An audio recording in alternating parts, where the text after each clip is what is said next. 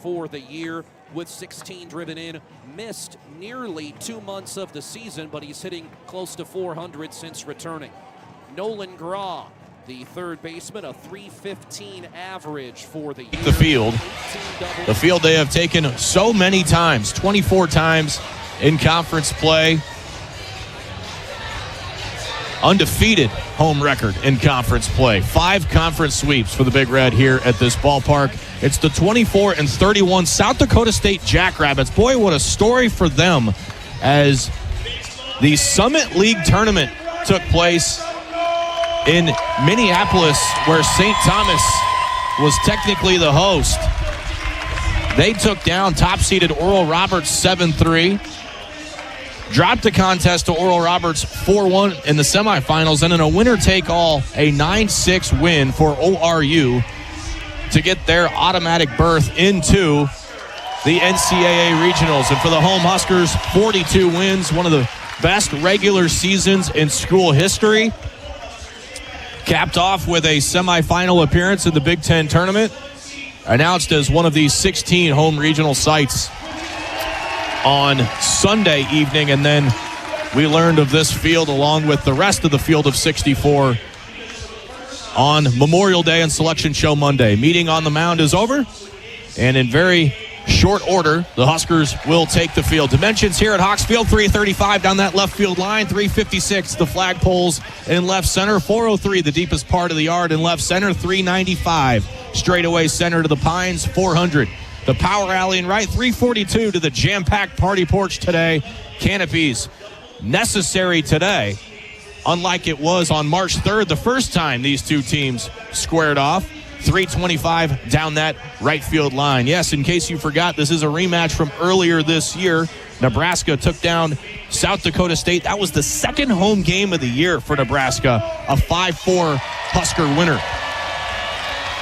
A little bit different circumstances here for this one, though, as the red and the blue getting ready to clash. It is 74 degrees here at the ballpark. Had off and on showers throughout batting practice here today. The diamond looks pristine. The freshly mowed stripes, which we saw the grounds crew working on when we showed up late this morning here at the ballpark. And we're headed to, it should be a 3:05 first pitch. Might be a couple of minutes after as our NCAA tournament intro video plays. That never gets old. And our time and temp report, as always, brought to you by our friends at Cornerstone Bank, committed to providing you game-changing solutions for your financial needs. Bank on a solid foundation. Cornerstone Bank, member FDIC, equal housing lender. What an opening day it's been to this point around college baseball. You've got some absolute barn burners and eyebrow raisers happening around the country. And a lot of the SEC teams right in the middle of that. We will see one of those SEC teams later on tonight as the Ole Miss Rebels will be the home team against the 3 seed in this regional, the Arizona State Sun Devils out of the Big 12 Conference. There are a lot of people standing up as the Huskers take the field. In their cream tops, cream pants, cap block Huskers arched across the chest, red socks, red hats, white block N on the front. The uniform today for the Huskers. The visiting Jackrabbits from Brookings, South Dakota, in their road grays, gray tops, gray pants. Cursive script, Jackrabbits in blue across the chest, outlined in gold. Blue numbers outlined in gold. Blue lids, blue helmets, blue socks for South Dakota State. Carson Yassa getting ready to go for the 16th start of his season. He is 9-2, an ERA of 3.76. His last start against Michigan in the Big Ten tournament, 6 innings, 4 hits, 4 runs. He walked 0 and struck out 8. Defense behind him, Jet Buck gets the start in left field. Mac Moyer patrols center. Drew Grigo in right. Joshua Overbeek at the hot corner. Dylan Carey back in his shortstop position one more time at home this weekend. Rhett Stokes at second base. Case Sanderson at first base.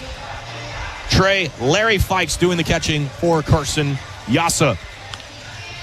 Carson's last home start was a 7-inning domination of the Iowa Hawkeyes, where he scattered 2 hits no runs. He struck out 9 and walked 2. So he would love to replicate that.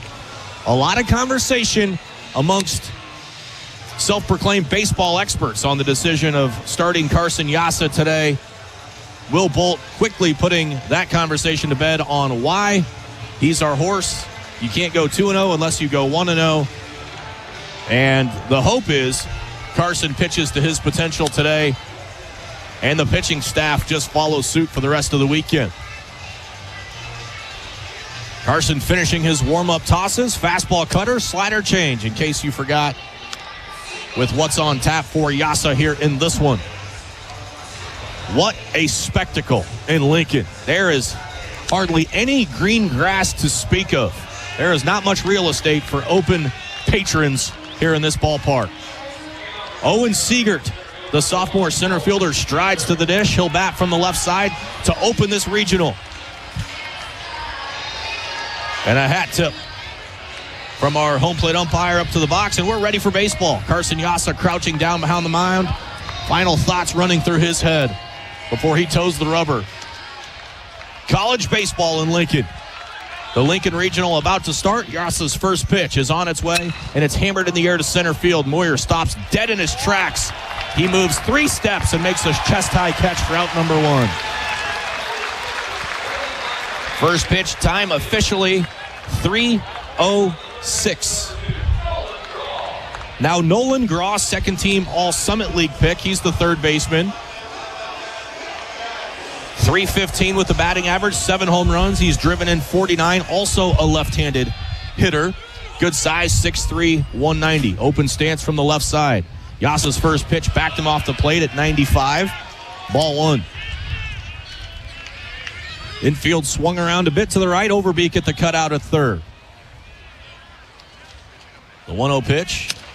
Cutter in there. Called strike. 1-1. So many times we have talked about through the course of Yassa's now 16 starts. The cutter is the pitch to watch. The 1-1. Fouled in the mid of Fikes. There's another one. And it's fouled at the feet. It won't take long for this Hawks Field crowd to try to encourage Yassa into the strikeout column for the first time this afternoon. Tall right-handed sophomore starts the delivery and the pitch. Breaking ball, called, strike 3. Right over the heart at the knees, 2 gone in the first. That's the secondary slider that backs up that cutter that makes him a handful. Now Wachter, he's a freshman. Only 2 games started for him in Minneapolis. He went 2 for 9, 304 on the average. First right-handed hitter for Yassa, and it's a breaking ball that misses down in the dirt. Ball 1.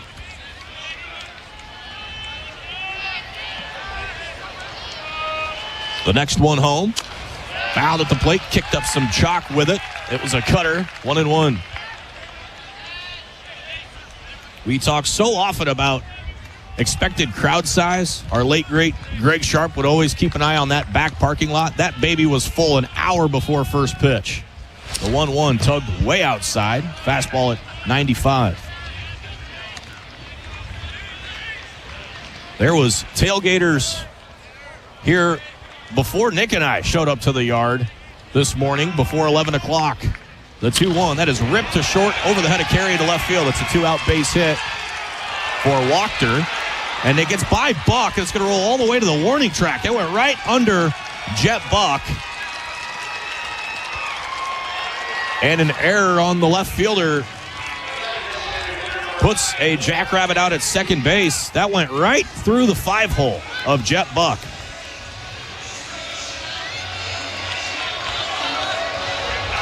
This is one of the best defensive teams in the country at .985. That is uncharacteristic.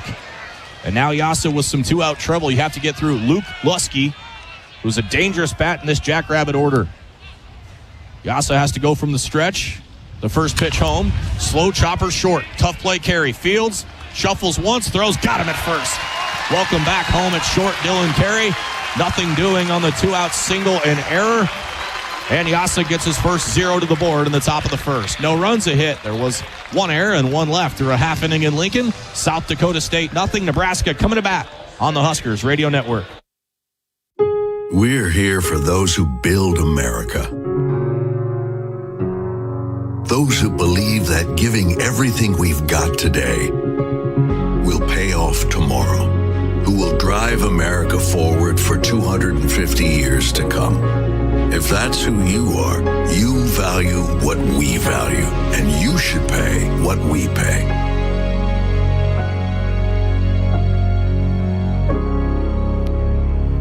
Nebraskans are choosing chiropractic for better health. Why chiropractic? Because it's safe, drug-free, and a cost-effective treatment option for back and joint pain. Plus, all generations can benefit from natural chiropractic care. Choose chiropractic first for pain relief or to improve your mobility, athletic performance, or overall wellness. Make chiropractic your first choice for better health and find a chiropractic physician near you at nebraskachiropractic.org. Get your life back with chiropractic. Two-out base hit, fielding error, puts a jackrabbit at second base. Carson Yassa quickly eliminates that threat, and the Huskers will get their first look at senior right-hander Sam Schlecht, the starter for the Jackrabbits. Good size frame. Boy, was he spectacular for SDSU over the Summit League tournament against Oral Roberts in his last start. The Huskers will counter with Moyer, Worthley, and Carey. Once again, Mac Moyer, our Kubota leadoff hitter of the game. Brought to you by your participating Nebraska Kubota dealers, including Dinkle Implement in Norfolk and Big Mac Tractor and Ag Equipment in Ogallala. In his last start, Schlecht against ORU, he went into the eighth. 7 1/3 worked, 6 hits, 3 runs, no walks. He struck out 8 and 104 pitches. And how appropriate that the sun splashes through the clouds as Mac Moyer takes the batter's box. Mac Moyer 0 for 9 in the Big Ten tournament.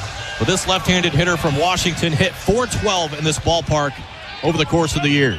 They'll try and get this potent Husker offense jump-started right away in the bottom of the first. First pitch on the way.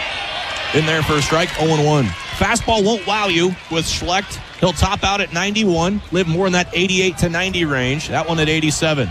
He mixes in a slider and a changeup. The 0-1, Moyer swings and bangs one up the middle. He wastes no time to get in the hit column, and the Huskers have a leadoff hit, courtesy of Mac Moyer, going right back through the box at 103.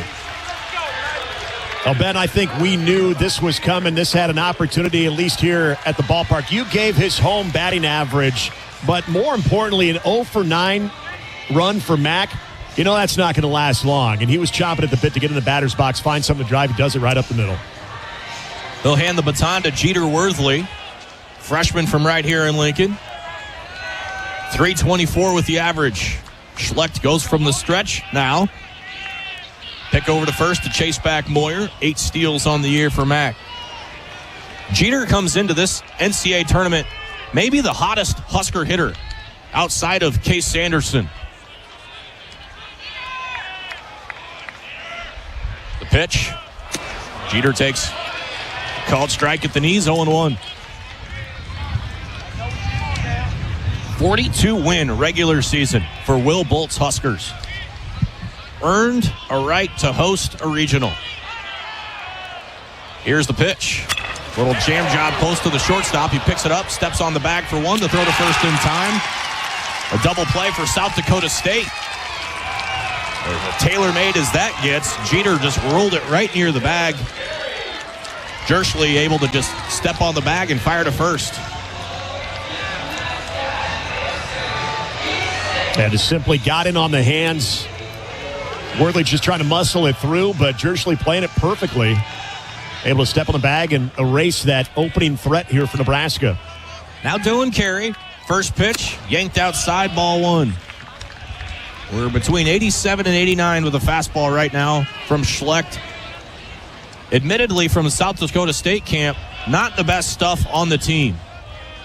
But the 1-0, missed outside 2-0. But he will battle his tail off. That is typically what you need and what you have to have in the Friday night roll.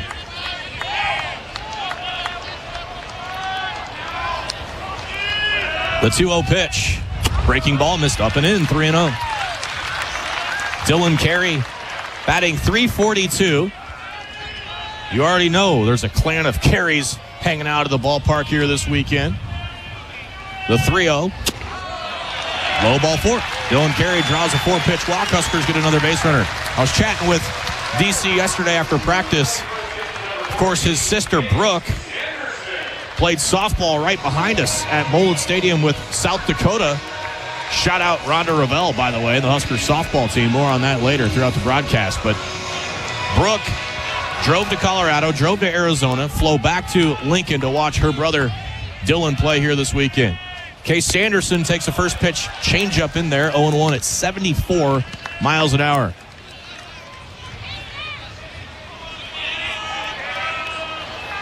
Case Sanderson red hot, hitting a blistering 370. This pitch cut on a miss on a fastball up 0-2. Sanderson batting 370. He's 10 for 21 in his last 5 games.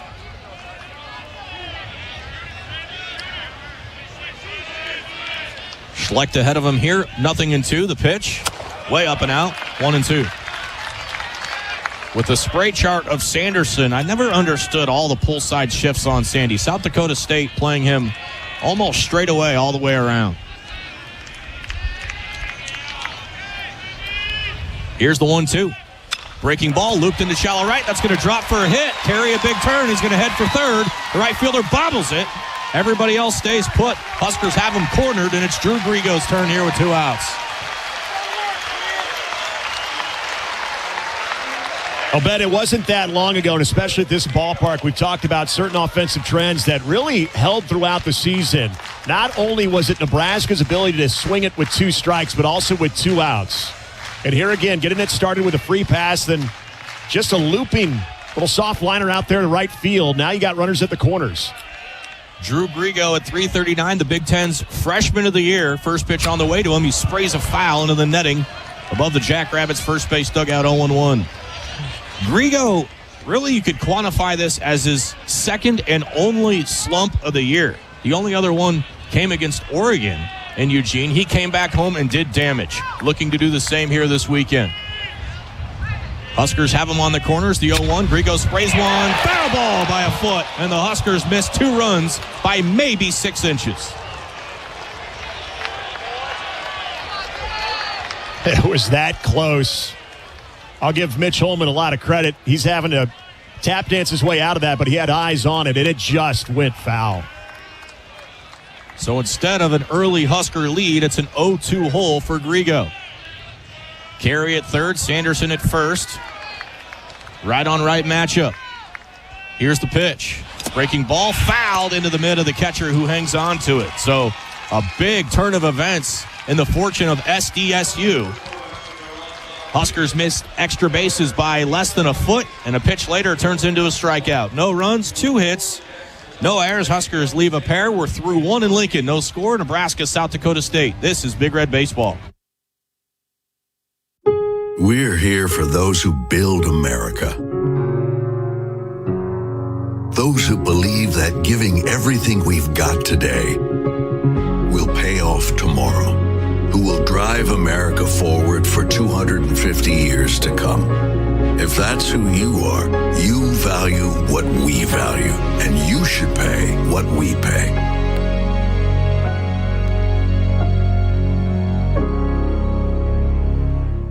Want a real home field advantage? Start with comfort you don't have to think about. John Henry's delivers reliable heating, cooling, plumbing, and electrical service with skilled service professionals ready to help. From strange sounds to weak airflow, flickering lights, or slow drains, we'll get your home back in the game. Proud to be an official partner of Husker Baseball. Make the easy call to John Henry's today. 435-5555. John Henry's Plumbing, Heating and Air. And electrical. Hands on the wheel, head in the game. The driver has one job: to drive. This message from the NDOT Highway Safety Office. So each team able to put a little pressure on the opposition. But after 1 inning here, regional baseball, we are scoreless between Nebraska and the Jackrabbits. So South Dakota State will hit here in the top of the second. For Yasa, 10-pitch first inning. He allowed a 2-out base hit.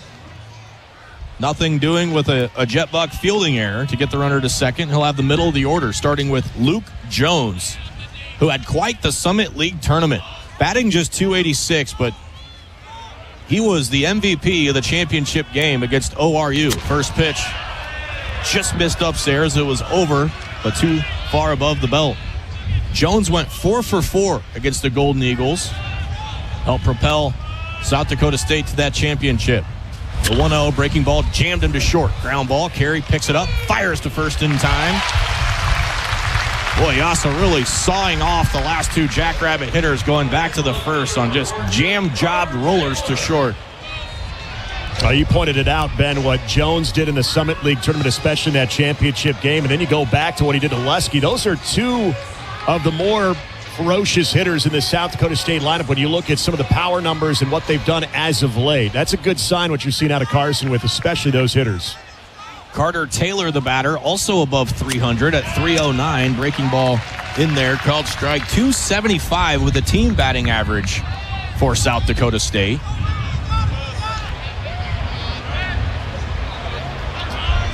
Yasa ready to work on 0-1. Tugged another fastball outside, 1-1. Wind is stiff, as you would expect it to be here in Lincoln. 14 with gusts up to 20 out of the southeast. So that's almost a crosswind into the Husker dugout or in from right center. That's a little looping parachute off to the foul side, first base side. It wedges underneath the padding, underneath the berm. And it's 1-2. I think in basketball they call that a wedgie. Yeah. I think that's our first wedgie of the season. I believe it is. To my recollection. Yasa's 1-2. Just missed the inside corner. It buckled the knees of Taylor. It was almost a strike.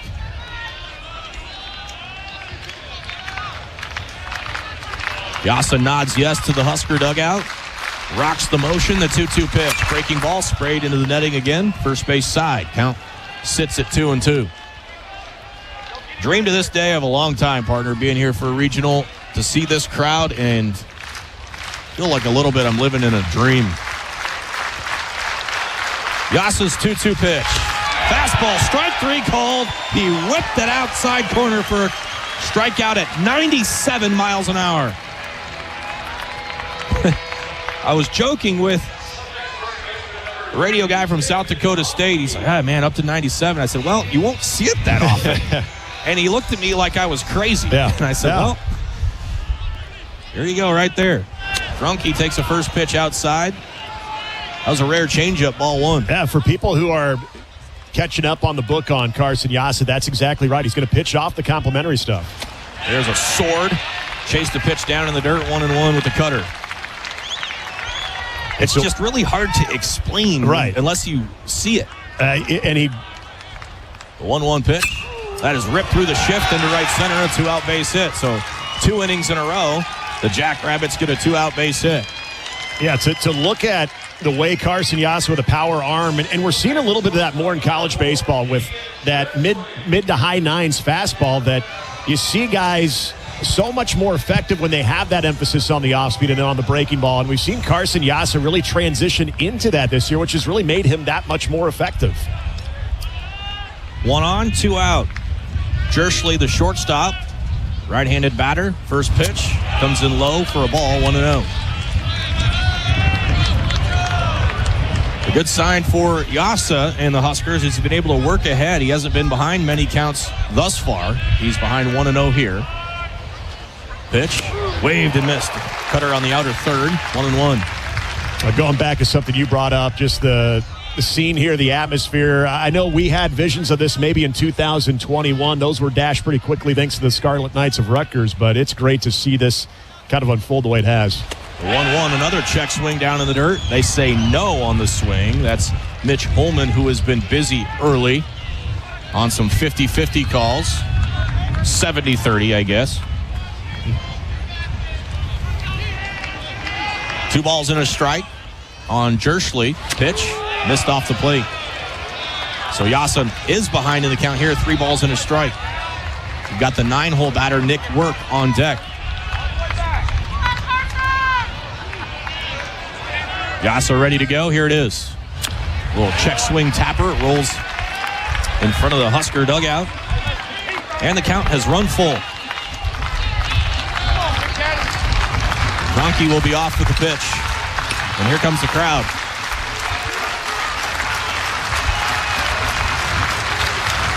Yasa working on 3-2. And the payoff pitch. Fastball caught, strike 3. Outside corner, 97 again. Yasa's third strikeout. Every jackrabbit caught looking.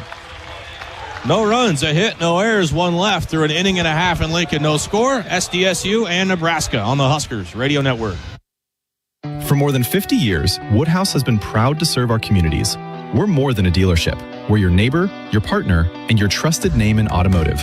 Generations of drivers have counted on Woodhouse for honesty, transparency, and a hassle-free experience.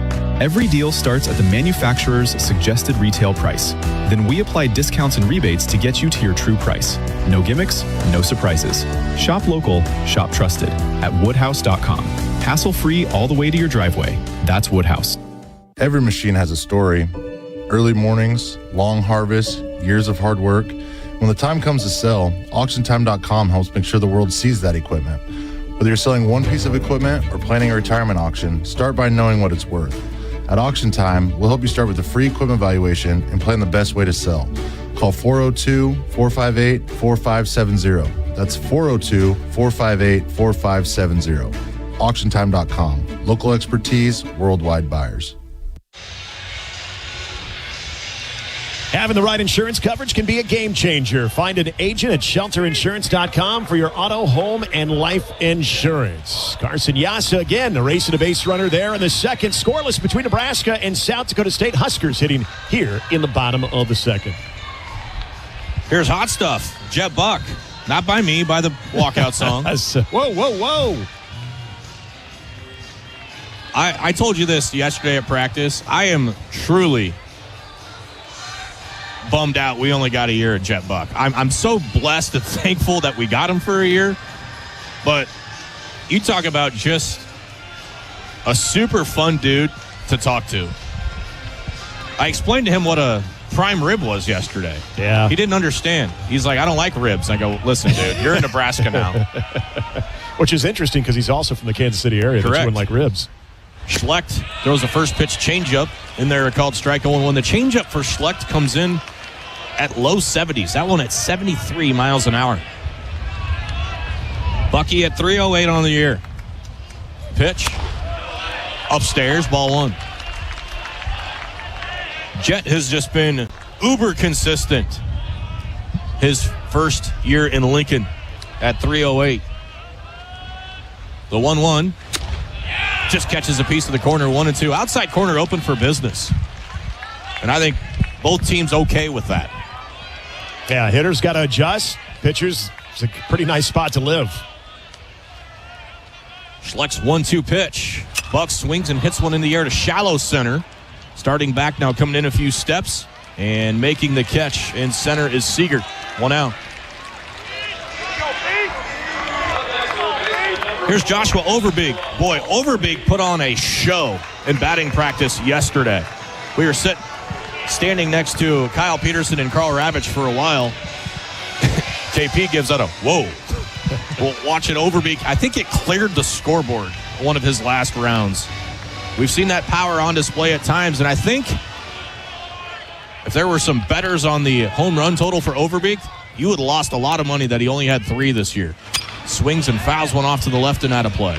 It was similar to last year where we saw him. He really got going in the second half of the year, and of course he had the leg injury that shelved him late in the Big Ten tournament, so he wasn't available in the NCAA regional, but he was a guy that was really starting to get hot. You just kind of assumed that he would really flirt double digits at least in the home run category this year. The 0-1 pitch. Changeup misses down. We weren't expecting very many changeups from Schlecht today, but he's already thrown that at least 4 or 5 times in the first inning plus. No score, bottom of the second. Here's the 1-1. Overbeek swings and pops one up off to our left over our heads. 1-2. Another slow changeup. That one at 75.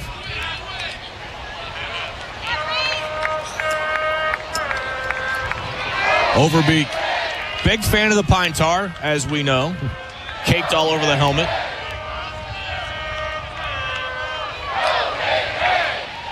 Schlecht brings it in. Sprayed off to the left.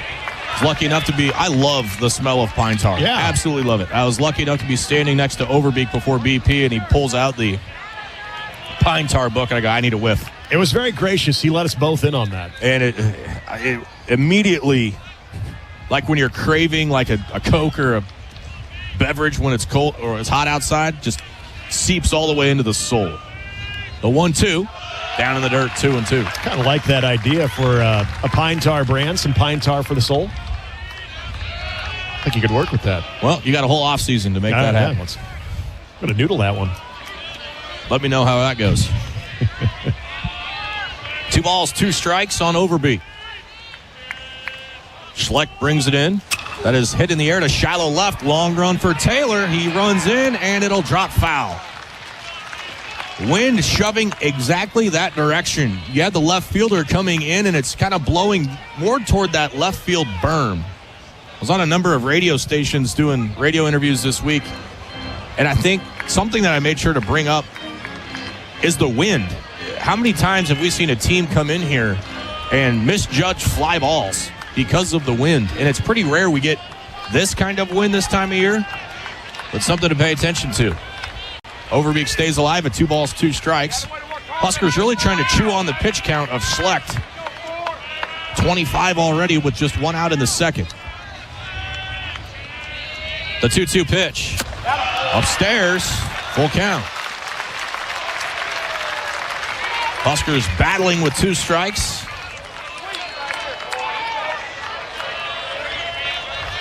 Overbeek trying to find a tally on the grip board by winning a 3-2. Schlecht lines and deals the pitch. Cued off the end of the bat, rolling third base line and foul. You can't see the laces spin from up here, but that thing had to have had a good amount of spin on it. I'm sure there's a good scuff mark on whoever just grabbed that foul ball, flipped into the berm by Ziola. That was a slow changeup that Overbeek is slowly timing up. And we'll see what Schlecht wants to come here on 3-2. We say it so often when you got that much drop and that much change of velocity, you're reacting to it and then really reacting your hands to the fastball and trying to time up that off speed. Here's the 3-2. Overbeek pops another one up. Wind should shove this out of play. Not even make it to the upper tank. Nope, just shy of it. Second to last row. And Overbeek having himself quite an at-bat against Sham Schlecht, senior right-hander for South Dakota State. Well, if he can spit on one outside the zone here, this place will come alive again. Overbeek taps the front cleat, digs back in the box. Schlecht another 3-2 pitch, and it hit him. It rides inside and gets it on the elbow guard, and how else would Joshua Overbeek win that at-bat but being hit by his 19th pitch of the year. That has now tied him for Jeter Worthley for the team lead. Well, and Overbeek had that lead for a good portion of the season. Then, as of late, there in the month of May, you saw Jeter Worthley overtake him. It's a healthy little competition going on between those two. Sure is. Here's Larry Fikes catching with Yasa on the bump. Right-handed stick. First pitch on the way. Breaking ball. Missed upstairs. Ball 1. What an at-bat from Joshua Overbeek.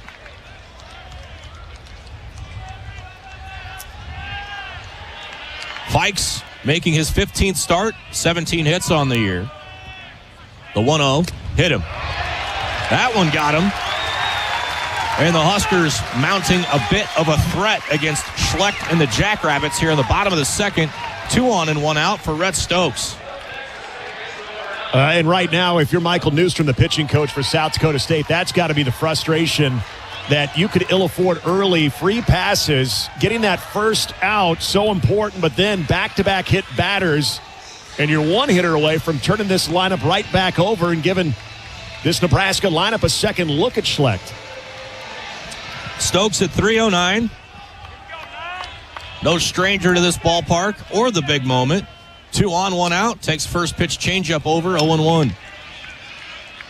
And Ben, you look at 72 innings coming in, only 7 hit batters by Schlecht.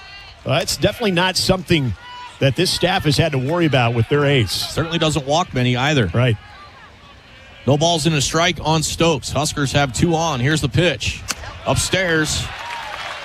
1-1. Just doesn't seem to have a lot of feel right now.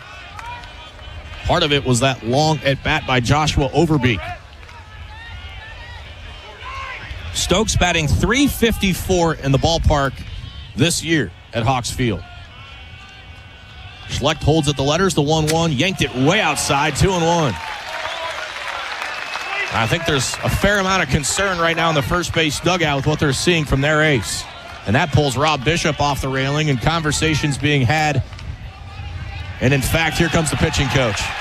And Ben, add to that frustration. I don't care what a lineup looks like. When you look at the bottom third, Josh Overbeek battling, but then your 8-hole hitter comes up. You don't challenge him, and now you've fallen behind to the 9-hole hitter, 2-1. Have to spend a mound visit. Now you're going to get some bodies making their way out towards that bullpen. That's the bigger frustration, is not necessarily even the hit batters, but the fact that you're doing it to the bottom third of the order. Well, if you're Nebraska, this is exactly the start you were hoping for. Certainly you would love runs at this point, but it's the constant pressure and relentlessness of this offense that have made them so difficult to deal with all year. And they haven't wasted a lot of time doing it here today against South Dakota State. Drew McDowell is stretching out. He's a right-hander. Rhett Stokes ahead in the count, 2 balls and a strike. Huskers threatening again here early. 2 on, 1 out, the pitch. Stokes late on a fastball, 2-2. Pitch was elevated a bit. Rhett chased after it. Now the count is squared up at 2 balls, 2 strikes.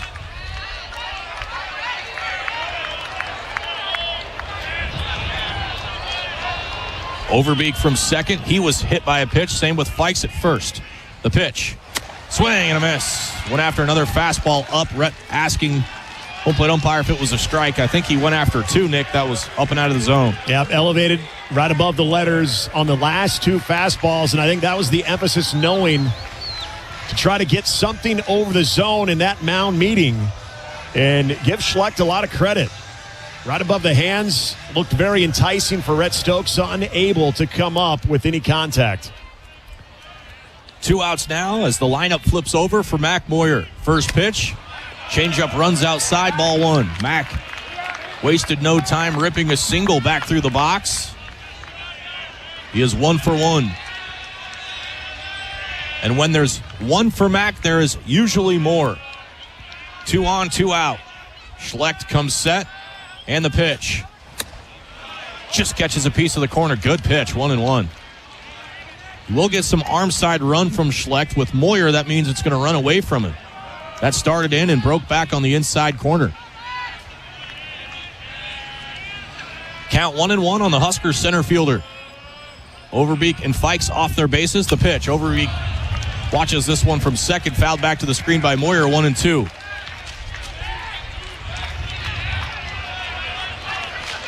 Outfield playing pretty standard depth.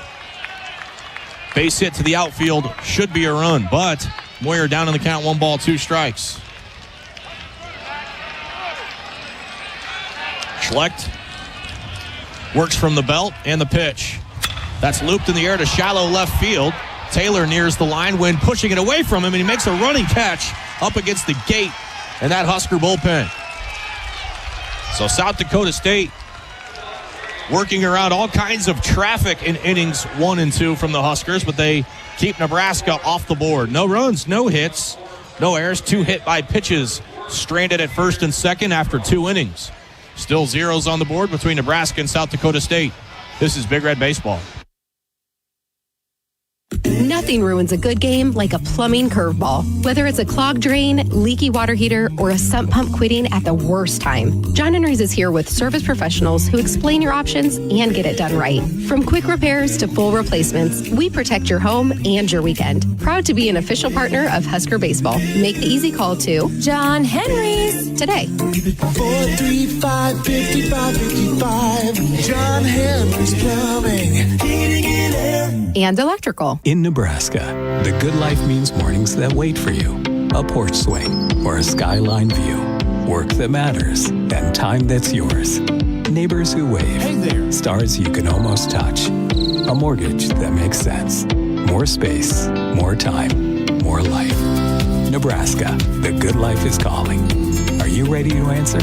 Learn more about living in Nebraska at www.thegoodlifeiscalling.com. For all your office needs, think Eeks. Office supplies, janitorial and cleaning supplies, copiers and printers, technology solutions, and furniture. Visit Eeks.com for more. Let Eeks provide solutions for your business. Eeks offers copiers and printers at visit Eeks.com. And the Huskers in South Dakota State scoreless through 2 innings. Carson Yassa back to work. Speaking of work, he has Nick Work, the 9-hole batter, 9-1-2 for him. Top of the 3rd inning is here, which means we pass things over to Nick Hanley. Oh, beautifully done there. Like on that? the Nick Work. Shout out Greg Sharp. There you go. 9-1-2. A pair of hits for each team so far. Scoreless as we play on here in the 3rd. Second baseman, right hand hitting Nick Work. Slashing at 261, 387, 359. High and outside of the fastball. First offering to Work. Nick Work, sophomore out of Madison Lake, Minnesota. Getting his first regional action here. The pitch. Inside corner, called strike on a slider. 1 ball, 1 strike here on Nick Work. Well, you look at the South Dakota State team, again, riding some high momentum from that Summit League tournament. 1-1 pitch, breaking ball late inside, 2-1. And those are the teams you always have to keep an eye on when it comes to, we always talk about it, that house money factor. 2-1 pitch. Pop foul off to the right over our head. Count levels up at 2-2. Pull side shift put on the right hand hitting Nick Work as Rhett Stokes moves from second over to the shortstop side of the second base bag. Dylan carries some depth off to his right at short. 2-2 pitch. Upstairs the fastball. 3-2. Owen Siegert, the on-deck circle, leadoff hitter for South Dakota State. The payoff pitch. Just off the plate on a breaking ball. Didn't get the call. They will appeal down to first. Mitch Holman says he did check his swing. So Work draws a leadoff walk. First free pass given up by Carson Yassa. So South Dakota State has been able to get some base runners on. This is the first time they've been able to do it with less than 2 outs. And so Owen Siegert ripped a fly ball into center field on the very first pitch he saw to lead the game off. Shows bunt, pulls back, and it's a called strike at 95 miles an hour at the knees. Double play depth. Josh Overbeek over at third, playing well in front of the bag, expecting bunt. Here's the pitch. Off speed in there for strike 1 or strike 2. 0-2 here on Owen Siegert. Siegert, a .353 hitter. Starting center fielder. 0-2 pitch. Sprays it foul into the Husker dugout. Look out. Hatsu. Owen Siegert has started every game in center field for South Dakota State this year. Sophomore out of Melbourne, Iowa. No balls, 2 strikes. Runner takes off, swing and a miss. Throw down to short. And they're going to say just under the tag. Tried for the strike him out, throw him out. That is strikeout number 4 for Carson Yassa, but South Dakota State able to get a runner in scoring position off the stolen base for Nick Work. Nick Work with stolen base number 3 on the season. 1 on, 1 out here for Nolan Graw. Graw, an all-Summit League first teamer this season. First pitch to him, outside with the cutter. Third baseman with solid numbers, 315 on the year. Team high 18 doubles for Nolan Grau. The 1-0 offering to Grau. Couldn't check his swing, came around on the breaking ball. 1 ball, 1 strike. Decent speed over there in scoring position for South Dakota State. Scoreless between the Huskers and the Jackrabbits here in the top of the third. The 1-1 on Grau coming. Tap foul into the left-handed batter's box. Now 1-2.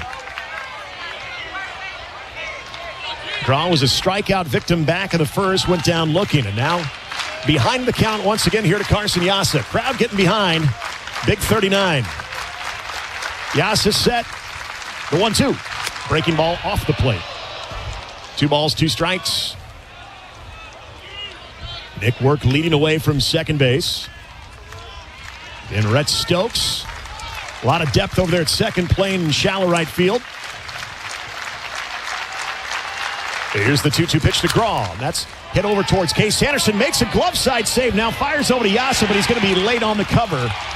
Tough play for Case Sanderson, but made it. Carson Yassa just a step late in covering the bag. And so now South Dakota State with runners at the corners on an infield single off the bat of Nolan Grau. Yeah, a bit of a mental mistake there for Carson, just not getting over to cover the bag. Sandy did a great job ranging to his right to glove that, but he had nobody to throw it to. Now Carson's going to have to pitch himself out of a bit of a jam here, and you've got the tough part of South Dakota State's lineup. And Nate Wachter, who had the first hit of this ball game, advanced on the error when Jet Buck bobbled it. Now Rob Childress going to come out and talk to his sophomore righty. We've seen this exact same moment for Nebraska. The big difference was Huskers had 2 outs with runners at the corner. South Dakota State with a solid opportunity here to get the game's first run. Runners at the corners with Nate Wachter, right fielder, 1 for 1 on the afternoon. I told you there's some Nebraska representation on the South Dakota State roster. 5 from the state of Nebraska, including 2 from Blair and teammates of Jay Sean Unger. Nate Wachter, a redshirt freshman out of Blair. And so, he's got, with that section of blue and gold behind the first base dugout, a lot of family and friends watching him. Big opportunity for Nate Wachter to try to drive in a run here for South Dakota State. Again, at the corners with just 1 out. Grau from first, Work from third. First pitch from Wachter shows bunt, pulls back, and low with the fastball. 95 on the gun at the shins. So an early situation in this game. Carson set. The 1-0 off the plate this time. 96-mile-an-hour fastball. It's 2-0. It is so important when you get yourself in these jams to get count leverage. And unfortunately for Carson, he's behind 2-0. The 2-0 coming. Ground ball over to short. Carey gloves it to second for 1. Over to first. 6, 4, 3. Double play. And Carson Yassa extinguishes the threat. Keeps the Jackrabbits off the scoreboard. There were no runs off 1 hit. No errors. And 1 runner left on base. We go to the bottom of the third. South Dakota State, nothing. Nebraska, nothing. On the Huskers Radio Network. At Channel, we always show up for our farmers. Is that tar spot or rust? Incoming! Definitely rust. Rick, how did you? Dropping in to check on your crop, Bill. Let's call your agronomist before that rust can hurt your yield. That sounds great. But when did you learn to skydive? Self-taught, Bill. Kind of a prodigy. From personalized insights to year-round support, Channel Seed pros always show up. Visit channel.com to learn more. Channel, all in, all season. Read and follow pesticide label directions, grain marketing, and other stewardship practices. If you're in agriculture, you know you have to be nimble to succeed. Weather patterns change. Technology marches forward. Markets shift. At Landera, we understand that change isn't an obstacle. It's an opportunity. And we're here to help your operation make the most of it. Visit LanderaAg.com to learn more. Landera, a division of First Dakota National Bank. Carson Yassa getting a huge 6-4-3 double play, getting by with a little help from his friends. That gray-beard infield with Carey, Stokes, and Sanderson. Very slick double play. Nebraska baseball brought to you in part by your Midwest Ford dealers. Visit buyfordnow.com for all your truck, SUV, and electric vehicle needs. See if this is the inning Nebraska can pop the top. Threatened in the first 2 innings, but nothing doing. 2, 3, and 4, though, due up against Schlecht. Heart of the order has been mentioned. Jeter Worthley will lead it off. Tried to muscle a pitch off the plate. Wound up a 6 unassisted 3 double play.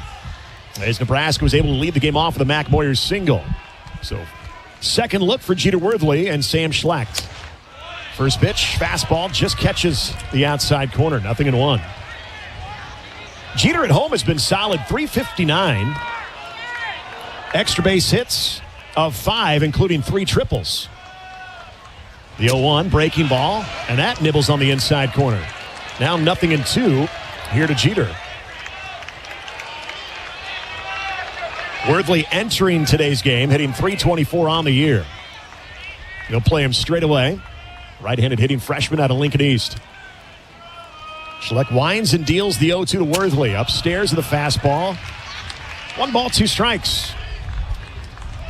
Outside of maybe one at bat, the Huskers have done a good job not chasing after that pitch with 2 strikes. See if they try for it again. The 1-2 on its way. This is ripped foul over by the seats. Just short of the berm. Count remains 1 ball, 2 strikes on Jeter. All freshmen, Big Ten team. 2 absolute stud freshman years for both Jeter Worthley and Drew Grigo. Big part of Nebraska's success and also in here in the postseason. The 1-2 again. Breaking ball, and that's chopped foul on the third baseline. So much like we saw Joshua Overbeek, Jeter Worthley fighting off some pitches, trying to extend this at bat, trying to work himself on. Nebraska would love to set the table here in the third, put some pressure on Sam Schlecht. He's had some wobbly moments, but has been able to get out of it. The 1-2 again. This is sprayed into right field. Caught on the line. What a catch by Wachter. Mentioned the Blair native being able to play postseason ball in his home state. Full extension forward and robs Jeter Worthley of extra bases. That's a huge play, obviously, to make the catch, Nick, but the way that ball was hit, if that's by Wachter, look out. Jeter's at least at third base. Yeah, no doubt. Mentioned hit 3 triples. He's gone that way. Here's Dylan Carey. Breaking ball misses inside. Carey walked back in the first inning. DC, outstanding senior year. Big Ten Defensive Player of the Year. 1-0 pitch. Almost hit him. Breaking ball stays in. 2-0. Carey comes in hitting .342, 79 hits, 16 doubles, team high 14 home runs, and 63 ribbies. Up in the count again, 2-0. Schlecht winds the 2-0 to Carey. Inside corner, called strike with a changeup. Now 2-1. That's a gutsy pitch. Down in the count, 2-0. He comes right back to the pitch that really has been Schlecht's money pitch. Able to locate it. The 2-1 to Carey. Off the plate. Another changeup, 3-1. DC now in a power count. Carey digs back in.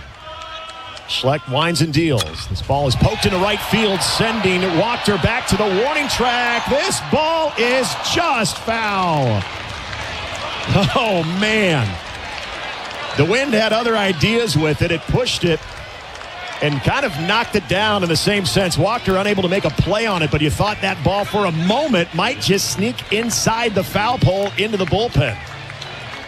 I thought it was gone off the bat, but look, the wind direction, Nick. I mean, it's blowing that ball right in that direction, and it took it from not only being a home run or extra bases, but to a foul ball.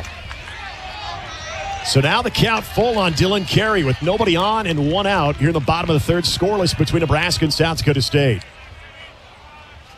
The payoff pitch from Schlecht. Fouled off to the right. To the screen. We'll do it again. Lengthy at bats being turned in by Nebraska so far. Schlecht well over 50 pitches now. Carey trying to drive something. Set the table here for Nebraska, less than 2 outs. 3-2 pitch, and that ball's ripped into left field. Down for a single. Dylan Carey will turn as it's cut off by Taylor in left field. He'll be held to a single, and there you go. Nebraska gets a man on with less than 2 outs, and what an at-bat for Dylan Carey.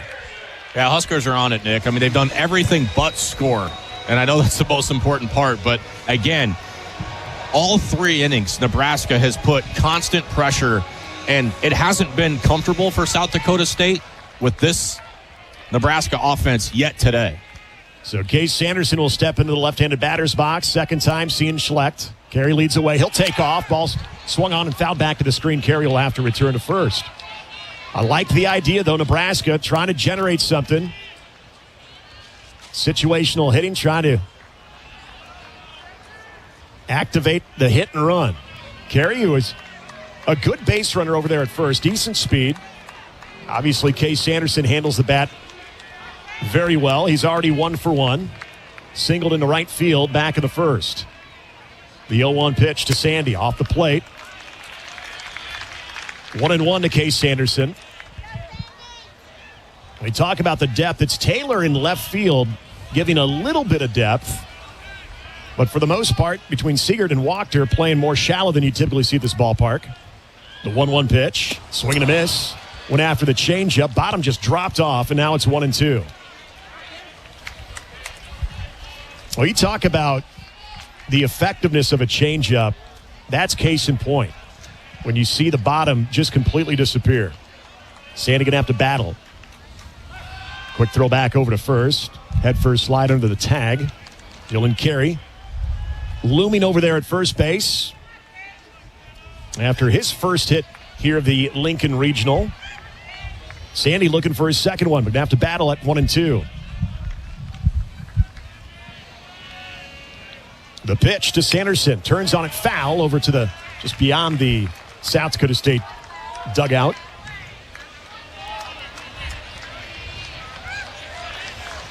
So activity in the bullpen for South Dakota State. Ty Madison, the West Side product, getting loose. Part of that All-Summit tournament team. Count remains 1-2. The pitch to Sandy. Foul back to the screen. We'll do it again. Yeah, Jackrabbits mean business. They're going to him this early. That's their guy. He's a high leverage reliever, and he's also a long reliever. Solid season. Another Omaha native for this Jackrabbit roster. Another throw over to first. This time Carey steps over to first base. Nothing happening. Case trying to battle. 1 ball, 2 strikes, 1 on, 1 out. Here in the bottom of the third in a scoreless game. Another throw back over. Head first slide under the tag.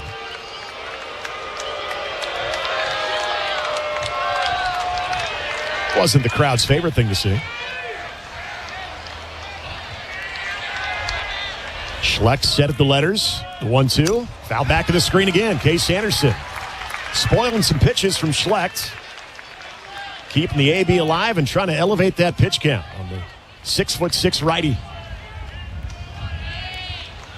Well, he mentioned Schlecht was very good in that Summit League tournament opener, but it was his previous outing against Omaha. They got touched up a bit. 1-2 again. And do we have a balk? Balk. Looks like we're going to have a balk. They will finish the play. For the play. Yep, they're going to opt for the balk and not the ground ball that was hit over to Franke. So the count will remain 1-2, but this will now have Dylan Carey in scoring position over at second. Second balk of the year, and he did not come set. He was dangerously close to that a few times early. Easy to get sped up with this crowd. Angel Campos was all over it. 1 ball, 2 strikes, 1 out. Now runner at second for Nebraska. Sanderson putting in a tough at bat. Called strike, though, on the changeup. That thing broke right back over the plate. Case Sanderson just got tied up on that changeup, and a big 1-2 changeup executed well by Schlecht. So now here's Drew Grigo Case heading back to the dugout. Doesn't get fooled often. And that time the changeup was a bit elevated. Grigo struck out swinging back in the first. Quick throw back over to second as Dylan Carey is in there standing.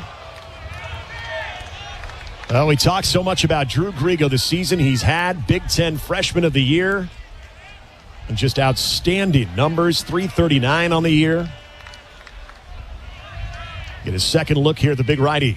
Breaking ball swung on over the top. 0-1 here on Grigo. It's changeup and all changeup. That's what he's got today. And I think he clearly doesn't have his best stuff. And Nebraska needs to hone in on that pitch. Schleck will set at the letters. Check carry. The 0-1 pitch to Grigo. Just off the plate. With the breaking ball now 1-1. Just like Yasa's cutter, he's going to work off that changeup the rest of the afternoon. There's no question about it. Velocity between 76 and 81 with the off speed. Fastball's right around 88. The 1-1 coming. Swing and a miss, elevated to fastball. There's that fastball at 88 miles an hour. Just like he did to Rhett Stokes. Gets it above the hands of Drew Grigo. And now Drew's got to battle up with 1-2 count. 2 outs.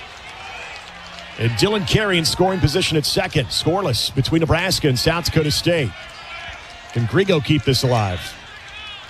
The pitch. Looped into center field, but right to Siegert. He will make the catch on the soft line out to retire the side. So no runs off one hit. There were no Jackrabbit errors and 1 runner left on base. We played 3 here in the Lincoln Regional in the NCAA tournament. Nebraska and South Dakota State are scoreless. This is Big Red Baseball. It's baseball season in Nebraska, and whether you're headed to the ballpark or watching from your couch, you deserve a home that feels like a win. John Henry's keeps you comfortable with expert heating and cooling, plus trusted plumbing and electrical service. From tune-ups to full replacements, we make it easy, fast, and done right the first time. Proud to be an official partner of Husker Baseball. Make the easy call to John Henry's today. 435-5555. John Henry's Plumbing, Heating and Air. And electrical. In Nebraska, the good life means mornings that wait for you. A porch swing or a skyline view. Work that matters and time that's yours. Neighbors who wave. Hey there. Stars you can almost touch. A mortgage that makes sense. More space, more time, more life. Nebraska, the good life is calling. Are you ready to answer? Learn more about living in Nebraska at www.thegoodlifeiscalling.com. Let's pause 15 seconds for station identification on the Huskers Radio Network.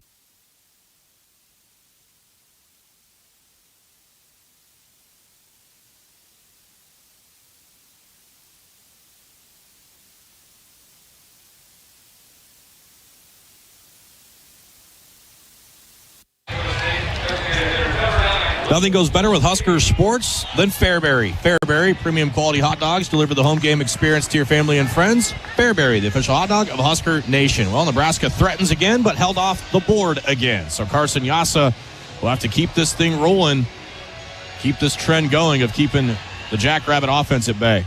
And it'll lead off with Luke Lusky, the Jackrabbits' leading home run hitter. First pitch to him, just missed inside. Carson opts with the cutter. Lusky grounded out to short. He's 0 for 1 today. Another breaking ball, and it stays up just a bit. Now 2-0 to Lusky. All Summit League first-teamer, Luke Lusky. 13 homers on the year. There's a strike on the inside corner with the cutter. Now 2-1. Carson Yasa working with significant pace right now. Lusky settles in. The 2-1 pitch popped up in his center field. Mac Moyer heading back towards the warning track. Does he have enough room to make the play? Leaps, makes the catch for the first out. Never a doubt with 17. That ball carried, and that gives you an idea of how well Lusky was able to get a barrel on it at 105. Over towards the deepest part of the park. Out there in deep right center field. And Carson Yasa able to get a big out here in the top of the fourth. Here's Luke Jones, Summit League Tournament MVP. Catcher 0 for 1 today. First pitch, pounds the inside corner with a breaking ball. Jones enters today, hitting .286 on the year, 26 hits, just 3 doubles. Was very productive in that championship game. Fouls this one back to the screen. 97-mile-an-hour heater. Now 0-2 here on Luke Jones. Carson Yassa, just over 50 pitches. Way up the 0-2 pitch. Hide inside with a 97-mile-an-hour fastball. Change in the eye level, giving you a different look. It was quite the impressive run for the Jackrabbits out in Minnesota at Siebert Field. The 1-2 pitch. Breaking ball called. Strike 3 on the inner half. There's strikeout number 5 for Carson Yassa. Out number 2 here in the top of the fourth. South Dakota State, they were able to beat Oral Roberts in the first game of the Summit League Tournament. Then, in a defensive battle, they edged out Northern Colorado. They had to be beaten twice in the championship game. Here's Taylor, left fielder, way outside on a fastball as Carson really yanked that. 1-0. And so in the championship game, it was Oral Roberts winning the first contest to force a second championship game. But then South Dakota State didn't flinch. And they complete their run. There's a chopping ground ball over to Dylan Carey. Gloves it, fires over to first for an easy play. And the Jackrabbits go down in order.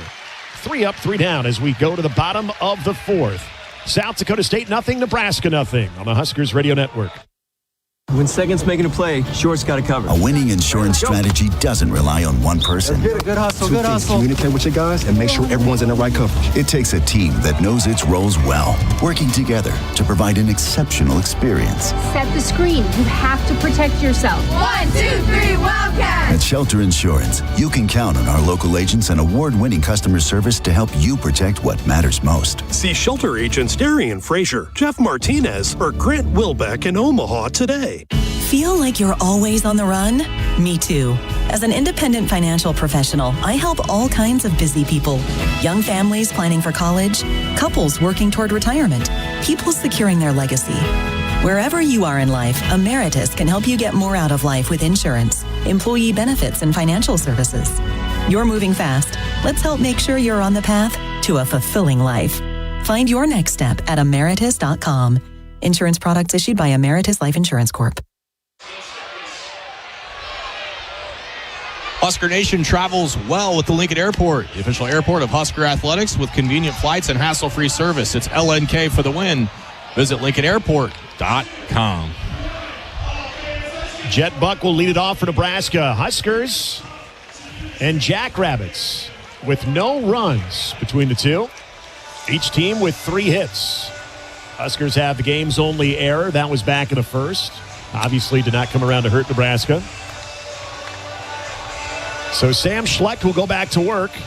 Now in his 4th inning in the start, he's thrown 64 pitches. But give him credit, he has handcuffed Nebraska, especially with that changeup. Jet Buck, who flew out to Owen Seegert, the center fielder, 0 for 1 today.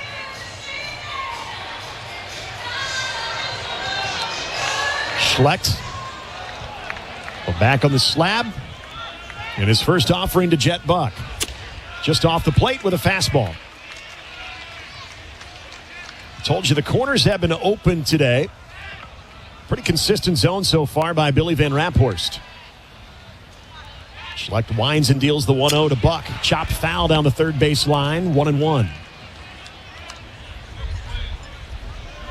Well, Ben talked about it.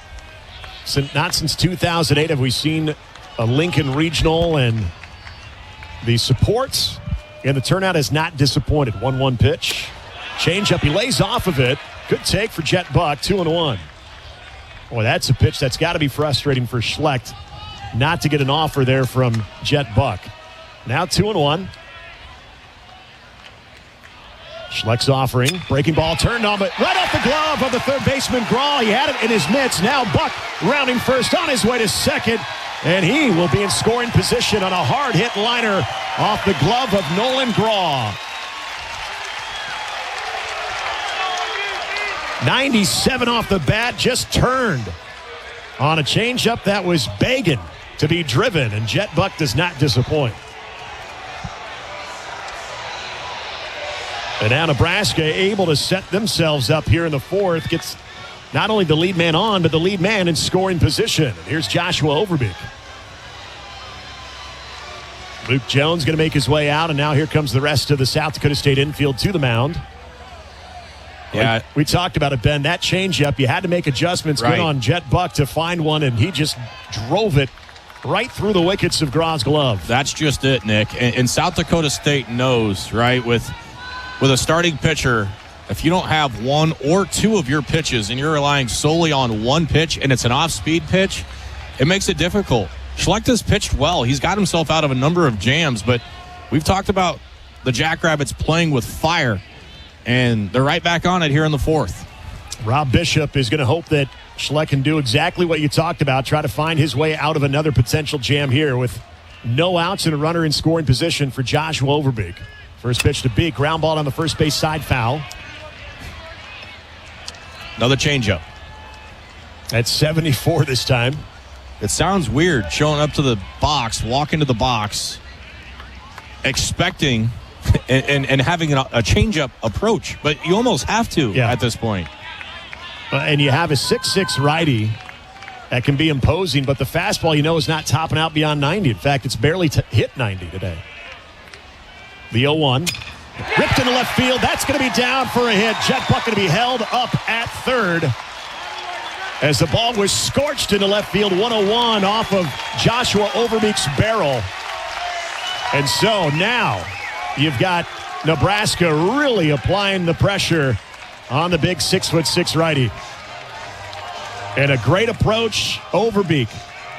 Just let that fastball travel, and there you go, Ben. You can wait on the changeup, react your hands to the fastball at 86, exactly what Overbeek did.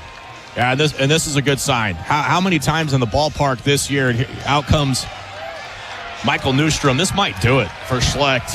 70 pitches. You don't want to necessarily give up on your ace at this point, but I think even though he's given up 0 runs to this point, everybody watching this game kind of understand how close Nebraska is to popping the dam loose here.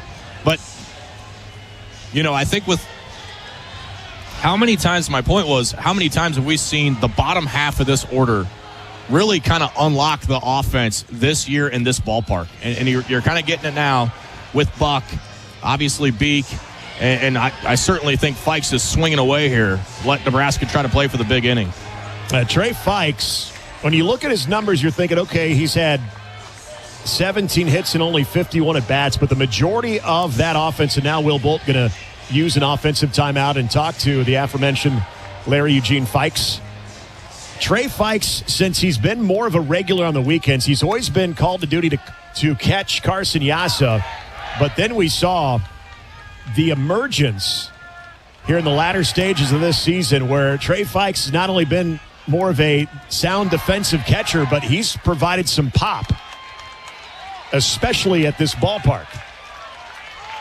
So Fikes, who's hitting .440 at Haymarket Park, in a big situation for Nebraska, nobody out, runners at the corners in a scoreless game here in the bottom of the fourth.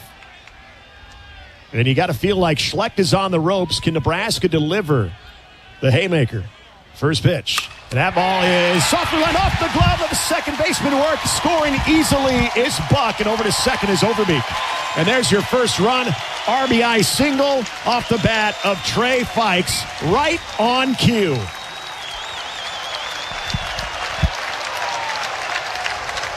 And again, if you're South Dakota State, Nick Work, who had some leather on it, couldn't bring it down. And then on the Jet Buck double, Nolan Graw had some leather on it. He couldn't snag it. And this is going to do it for Schlecht as Trey Fikes is able to drive him out of this game. Nebraska gets the game's first run. We've got a Nebraska soybean pitching change. Another Nebraska farm fact: Nebraska soybean farmers use sustainable practices to leave their land better for the next generation. We'll give you the numbers on the new South Dakota State pitcher when we return here on the Huskers Radio Network. Husker pride isn't just in the stands.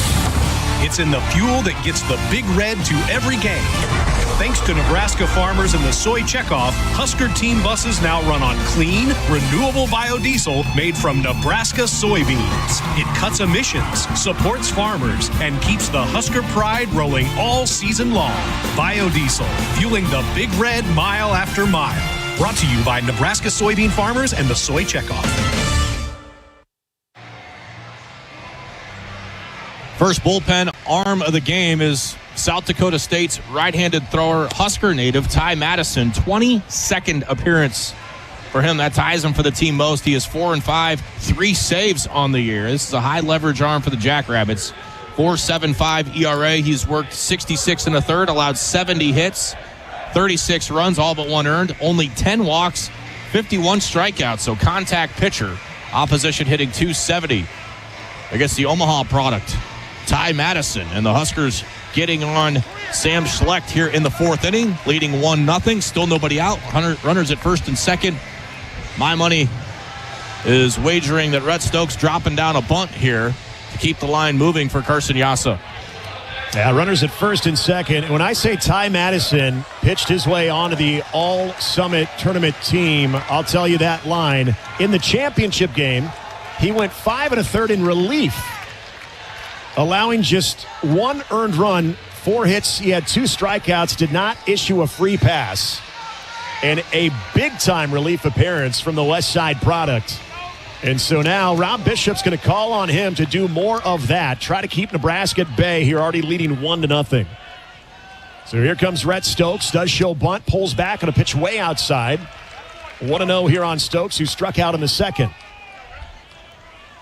And now playing the situation with Overbeek at second, Fikes at first. Trying to get those guys in scoring position. One of the senior leaders of this team shows bunt again, puts it down. It's going to backspin right off the glove of Luke Jones, throws the first. Just got him, by an eyelash. And that had some wicked backspin. I'm telling you, Ben, if Luke Jones lets that go, and I understand why he didn't, that probably backspins foul. I think the Huskers are going to challenge this. I don't think they're going to win it. I thought Stokes was out to the naked eye by a half step. Rhett, the competitor he is, convinced Sirianni to say, hey, let's challenge this. Yeah. I want to beat this out. And the naked eye, and I'm with you, Ben, in real time, it looked like they just got him. It was the bobble of Luke Jones, because when I say that thing had some wicked backspin, that's exactly why Jones did not handle that cleanly. And that initial bobble made this an extremely close play, but that thing might have rolled completely behind the plate if he let it. Yeah, you're not kidding. That was a wicked backspinner and a tough play for Jones to handle. Credit and that goes to show you how tough of a play. Ooh, that's closer than I thought. It is closer I still think he's out. Did that heel come down before the ball got into the palm of Franke?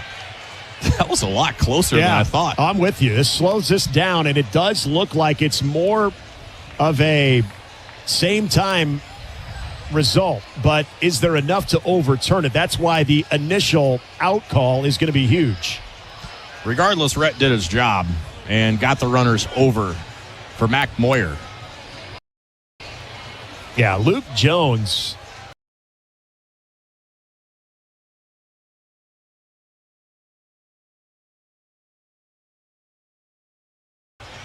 I do not envy him in that situation.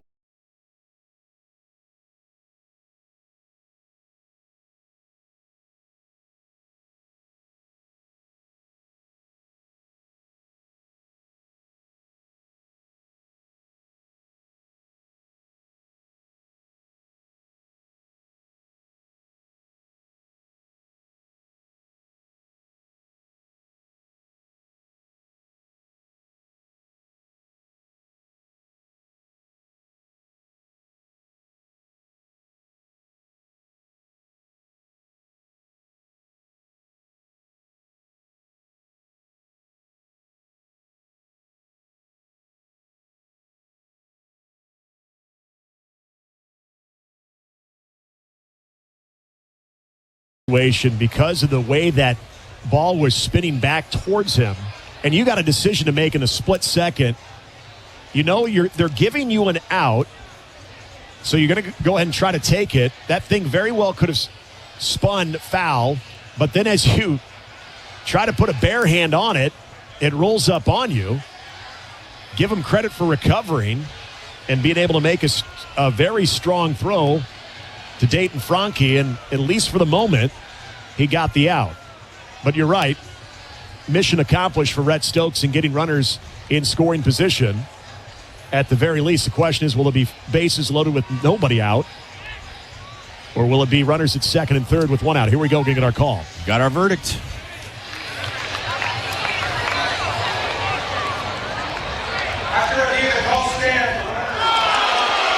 So it is out.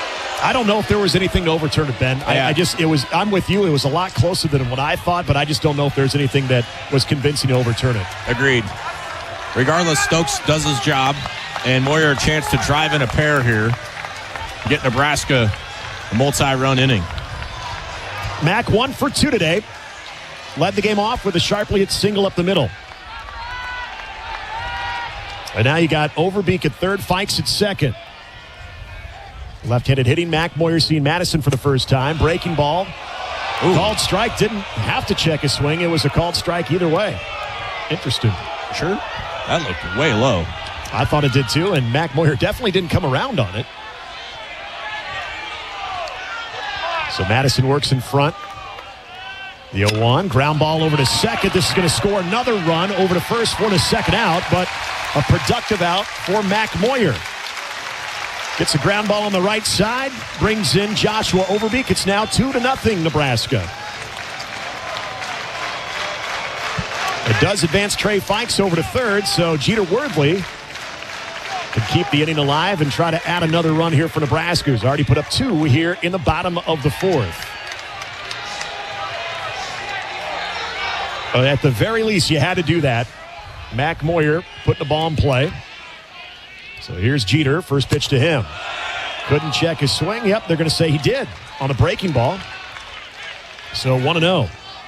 You can see what Ty Madison's trying to do early on. Really work that breaking ball in the outer half and get Husker hitters trying to fish that way and get out on their front side. The 0-1.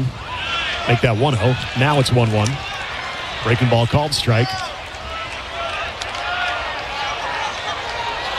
Ty Madison mentioned Westside High School in Omaha. Has been the best reliever for South Dakota State. The 1-1 pitch. Called strike on the outer half. They're gonna say it's a strike 3, but did they not say that first pitch was a ball? And now the ball is loose. Trey Fikes will head back to third. What is going on That here? was not strike 3, but Billy Van Raaphorst rung up Jeter Worthley, and Worthley's saying, no, that first pitch was a ball. You appealed down to first, and he said, I checked my swing. So now it is 1-2.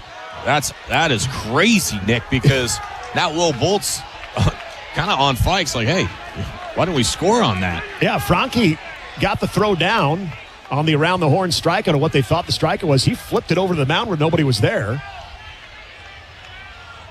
Nothing hurt there for South Dakota State. This one sprayed down the first base side. Look out, Mike Sirianni.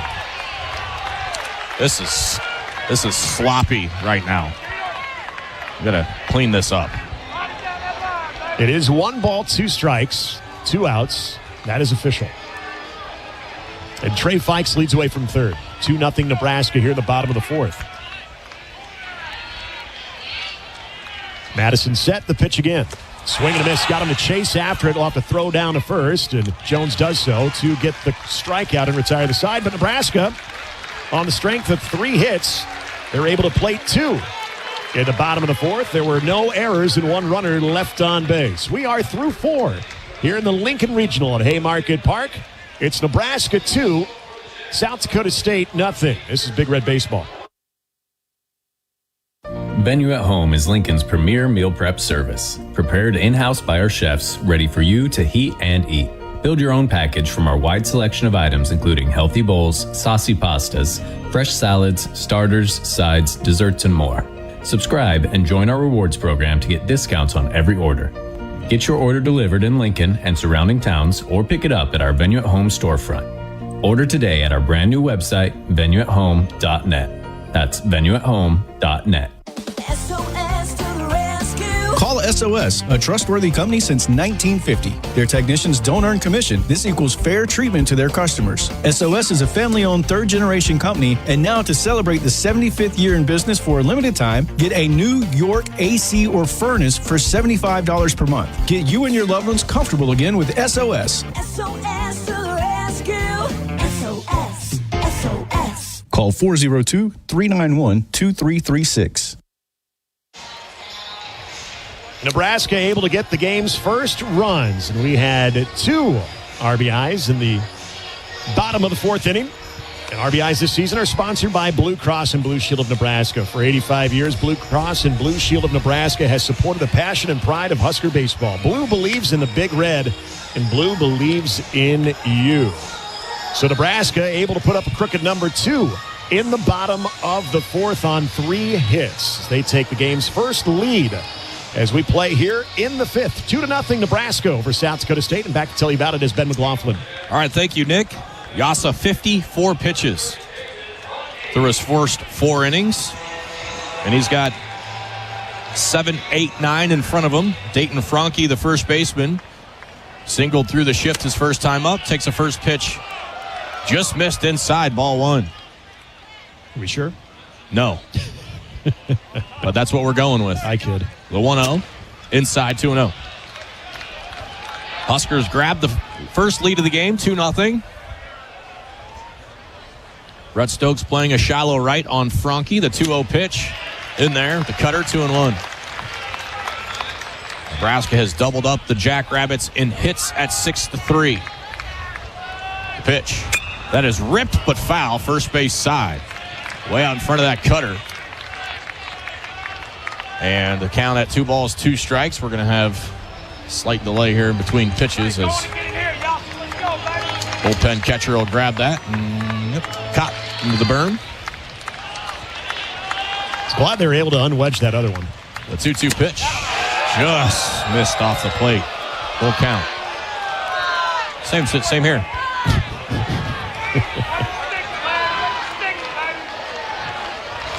Yasa's 3-2. Fouled back to the netting. It was a cutter. Nebraska's not super thrilled with what's gone on behind home plate in the last 7-8 minutes. Here's the 3-2 pitch. Popped up, left side. Wind's going to shove this out of play.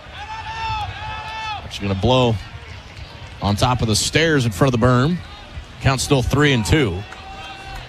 Fastball from Yasa at 97. Franke at 210 on the year, 4 home runs.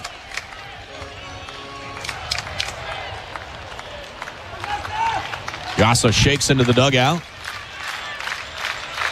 Now he has one.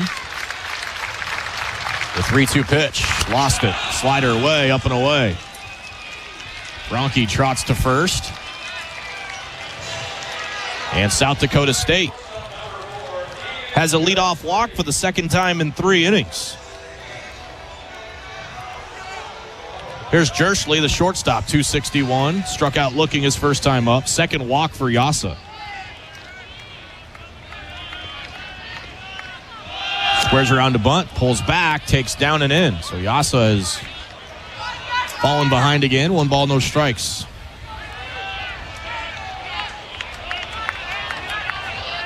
Overbeek at the cutout. The pitch. Called strike, outside corner. Good pitch with a cutter. Nicely located, 1-1. Beautiful day for baseball here in Lincoln. Yasa from the stretch. The pitch. Chewed him up. Swung and missed. Fastball at 96 and on his knuckles. Carson has worked ahead.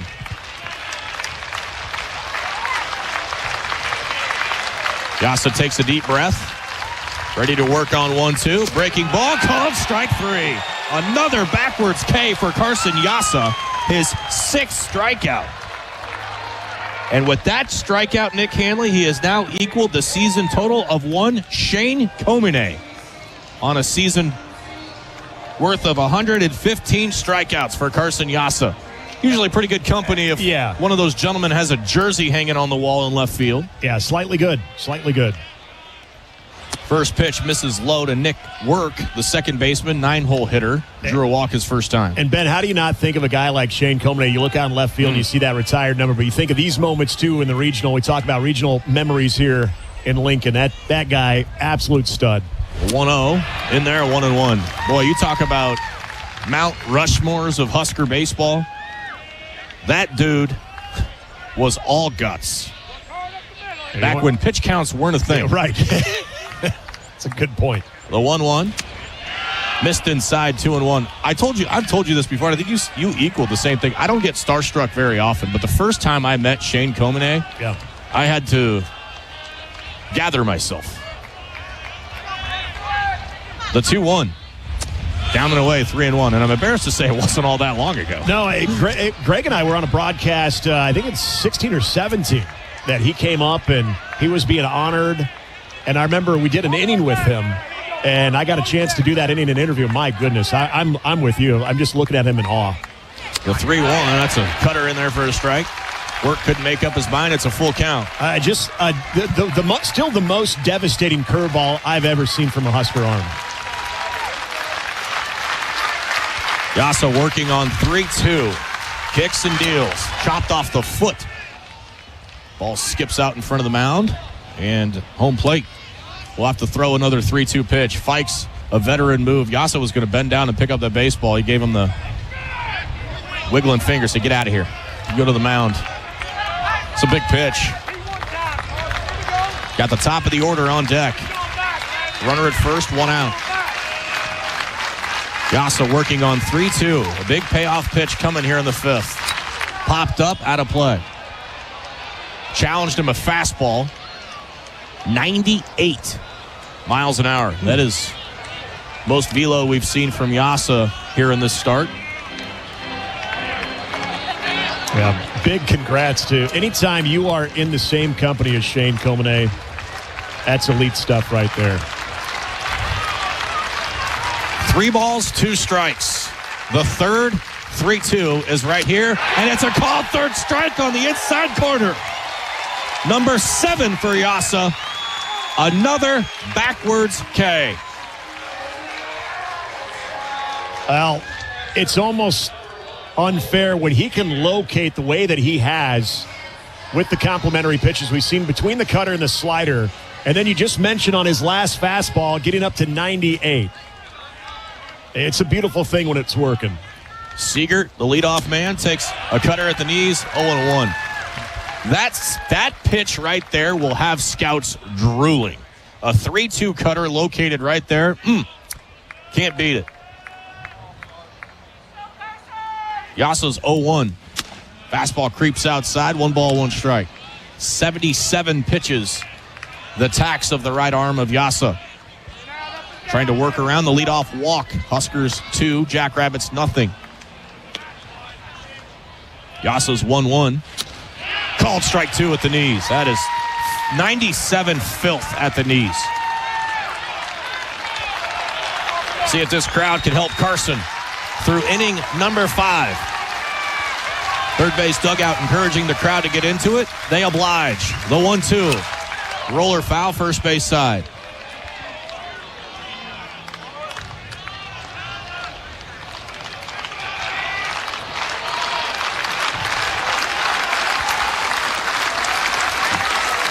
Here comes the capacity crowd once more on 1 and 2.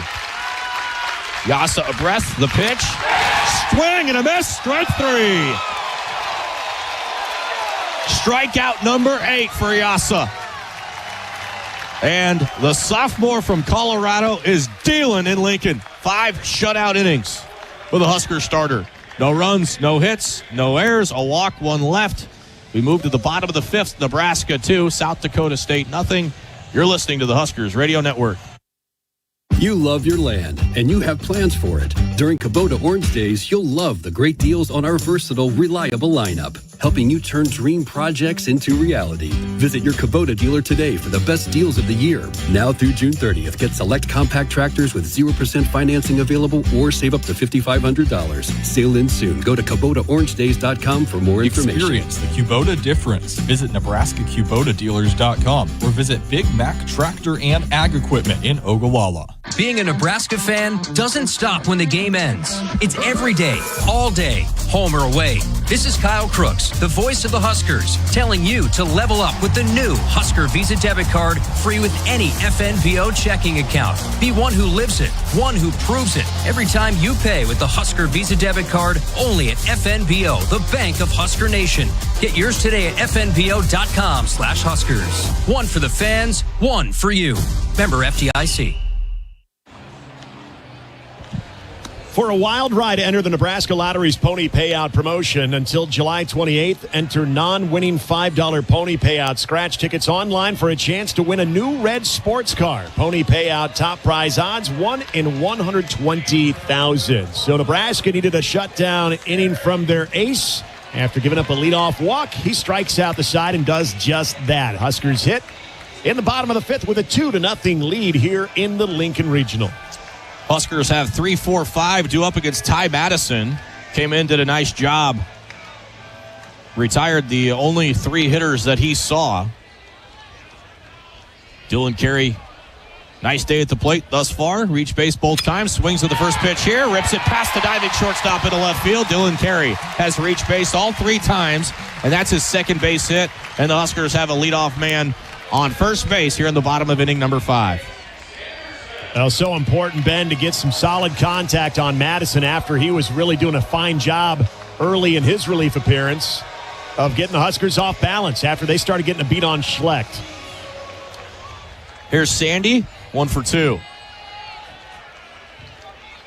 Madison has to work around some more traffic here in inning number 5. First pitch to Sanderson. Upstairs, outside, ball 1. Nebraska has had a base runner in every inning. They have had at least 2 base runners in every inning but 1. Madison comes set. Here's the 1-0 pitch. Sanderson takes a breaking ball at the top of the strike zone, 1-1. I would characterize the breaking ball of Madison as more of a sweeper. Carey at first. The 1-1 pitch. Sandy loops one in the air off to the left, out of play. Sanderson's had 3 at-bats. He's been down in the count in all 3 of them. 0-2 in the first 2, 1-2 in this one. Normally that's a pause for concern. Case Sanderson, however, leads the country, unverified, with 2 strike at-bats. I mean, I'd buy it. If you're gonna give me that information, fictitious or not, I'm biting all over that. I mean, my goodness. This dude hits with 2 strikes. He rolls out of bed and hits with 2 strikes. The 1-2. Loop down the left field line, twisting foul out of play, headed to the berm. In fact, makes the concourse. Count still 1 ball, 2 strikes. Well, you remember the homestand. It felt like he was falling behind 0-2, 1-2 and was battling back and drawing walk after walk and just putting in some really gritty at-bats. Madison works on 1-2. Sanderson takes upstairs, a fastball, 2-2. Huskers 2, Jackrabbits nothing. Nebraska bats in their half of the 5th. Carey at first after the leadoff single into left. Here's the pitch. There goes Carey. Breaking ball is fouled to the netting off to the left. Another hit and run. Carey got a great jump, but he's going to have to head back to first. It was a good pitch to go on also. Slow breaking ball.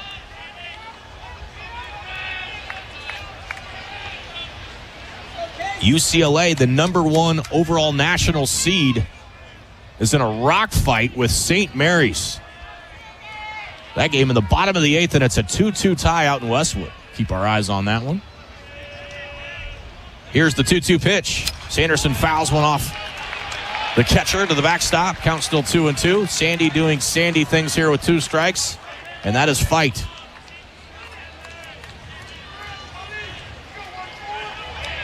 It gets more and more frustrating for a pitcher. The more pitches you try to execute, and he keeps spoiling them. The question is, can he make that mistake, allowing Sandy to drive something, or even better yet, miss the zone, get a longer at bat going? Here's the 2-2 pitch. Sanderson rips one to second, and they might have Carey doubled off. There, you got it. That was a soft sinking liner to work. Carey wandered too far off on the line drive. And it's another double play. Well, you described it perfectly there, Ben. It was, 83 off the bat, but it was running right towards the dirt, and that sink on the soft liner. Give Work credit for being able to keep that from hitting the ground, because that might have eaten him up. Drew Grigo takes a pitch high and in, ball 1.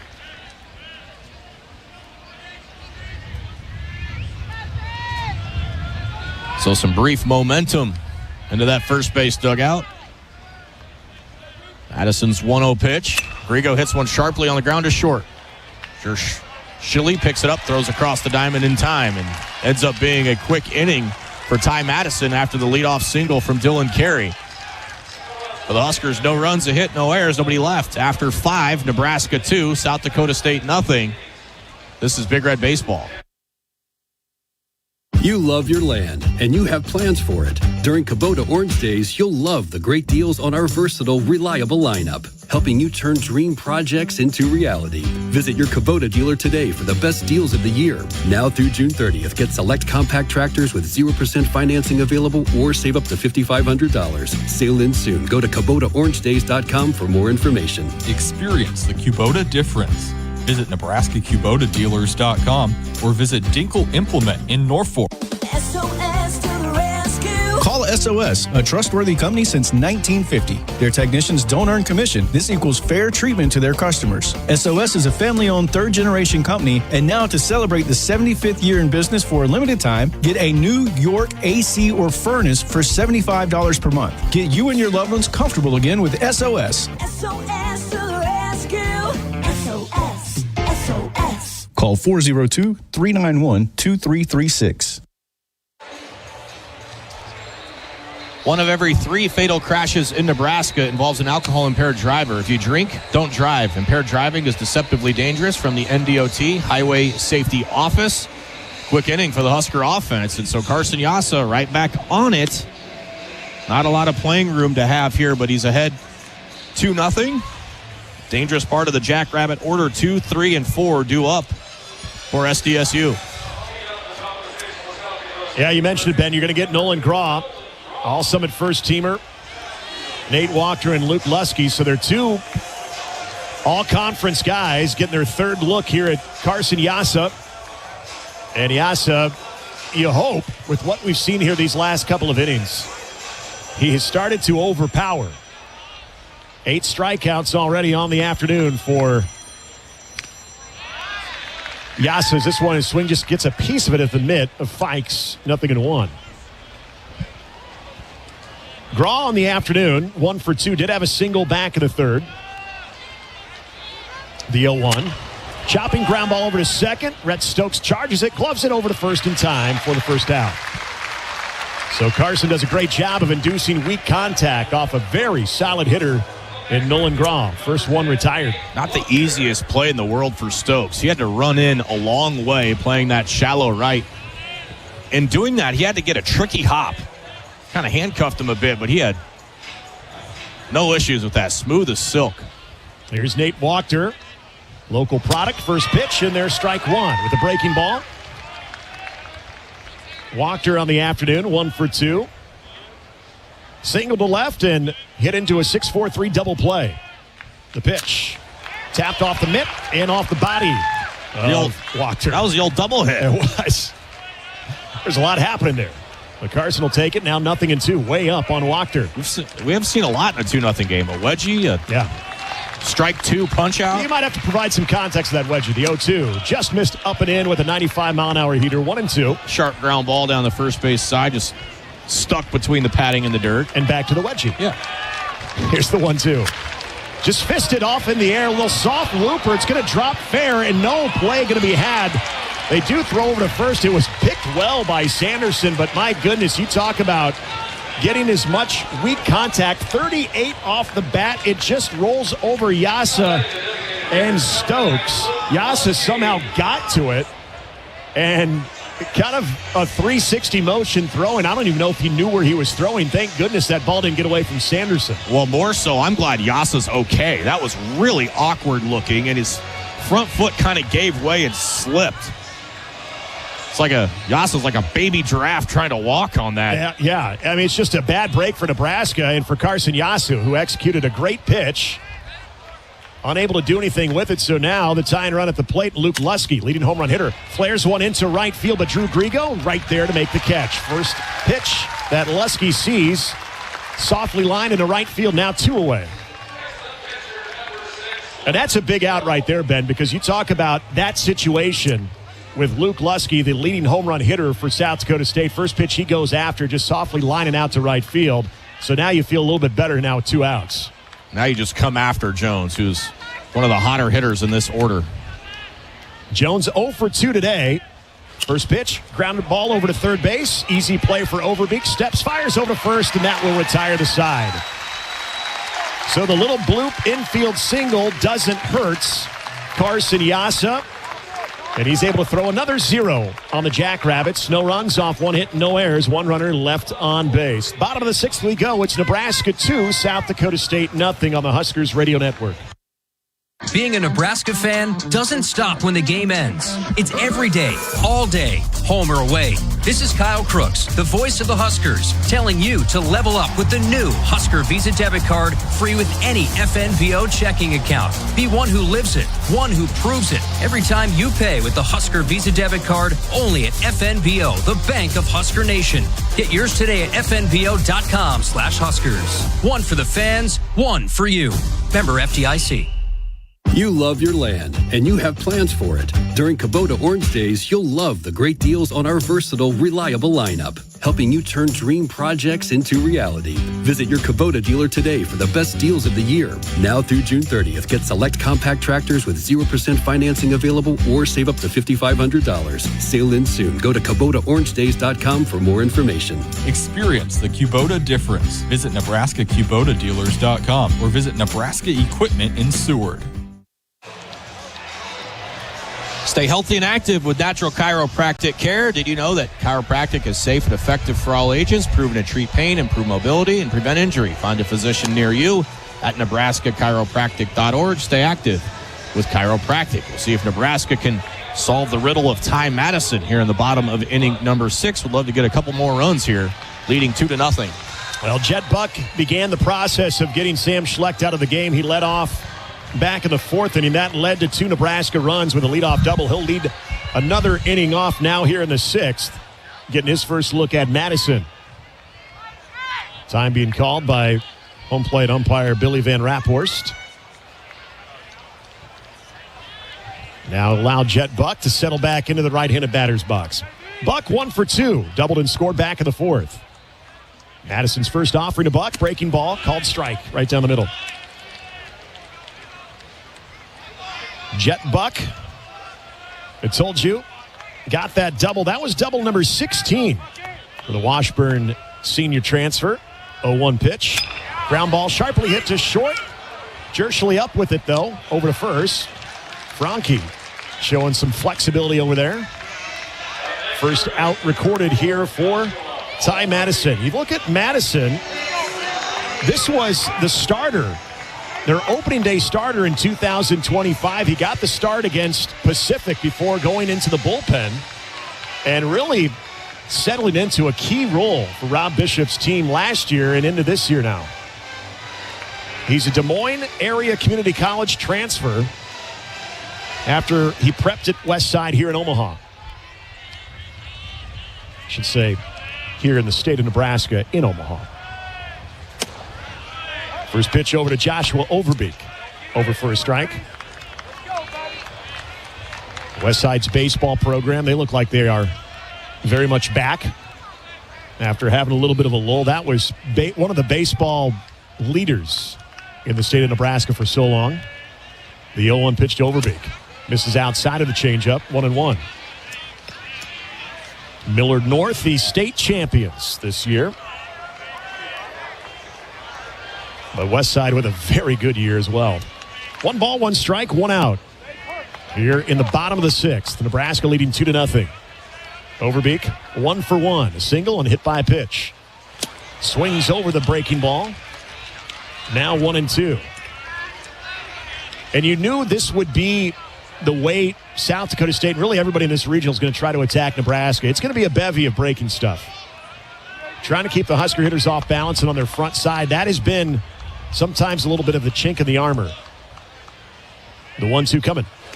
Laid off a breaking ball, buried in the dirt. They'll appeal down to third. Nothing doing. 2-2. Yeah, I think it's going to be 90-10.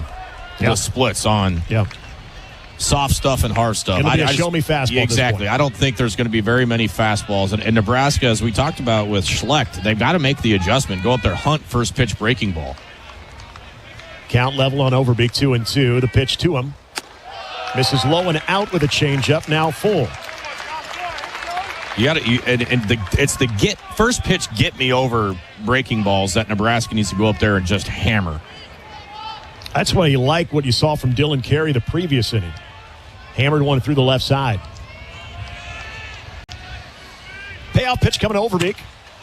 Softly tapped down the first baseline. Madison gloves it. Now underhand flips over to first for out number 2. That'll bring up Trey Fikes. So far, Ty Madison getting weak contact on Husker hitters here in the 6th. Trey Fikes, nothing soft about the liner he hit off of Nick Work's glove to drive in a run. Fikes on the day also 1 for 1. Hit by a pitch and an RBI single back in the 4th. So Ty Madison, as he's done so often, just trying to stabilize it and keep South Dakota State within arm's reach. First pitch to Fikes, breaking ball way outside. Mentioned Trey Fikes here at Haymarket Park, 440 at the home ballpark. 11 hits and 25 at-bats coming in. Slugging 720 at the friendly confines. Breaking ball right down the middle. 1 ball, 1 strike on Fikes. He's driven in 6. Had a home run here, 4 doubles for Larry Fikes here at Haymarket Park. The 1-1 coming. Skips in the dirt. And a pretty fun ricochet. Almost cleared the entire backstop netting. That would have been something. 2-1. Not a lot of shifting being applied here to the infield for South Dakota State on Husker hitters. 2-1 pitch. A cue shot down the first base side. Be gloved by Madison again. He'll make the easy flip over to Franke. And a very quiet bottom of the 6th for Nebraska. 3 up, 3 down as we played 6 here at Haymarket Park in the Lincoln Regional. It's Nebraska 2, South Dakota State nothing. This is Big Red Baseball. You love your land, and you have plans for it. During Kubota Orange Days, you'll love the great deals on our versatile, reliable lineup, helping you turn dream projects into reality. Visit your Kubota dealer today for the best deals of the year. Now through June 30th, get select compact tractors with 0% financing available or save up to $5,500. Sale ends soon. Go to KubotaOrangeDays.com for more information. Experience the Kubota difference. Visit NebraskaKubotaDealers.com or visit North Platte Kubota in North Platte.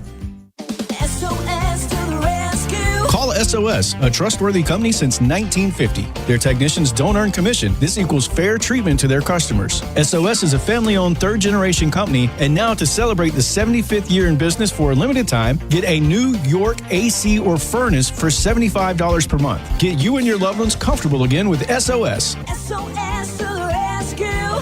SOS.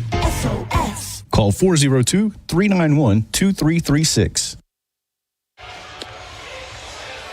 Things started out great for Nebraska offensively, but Nebraska native Ty Madison has retired 8 of 9 Huskers that he has seen out of the bullpen.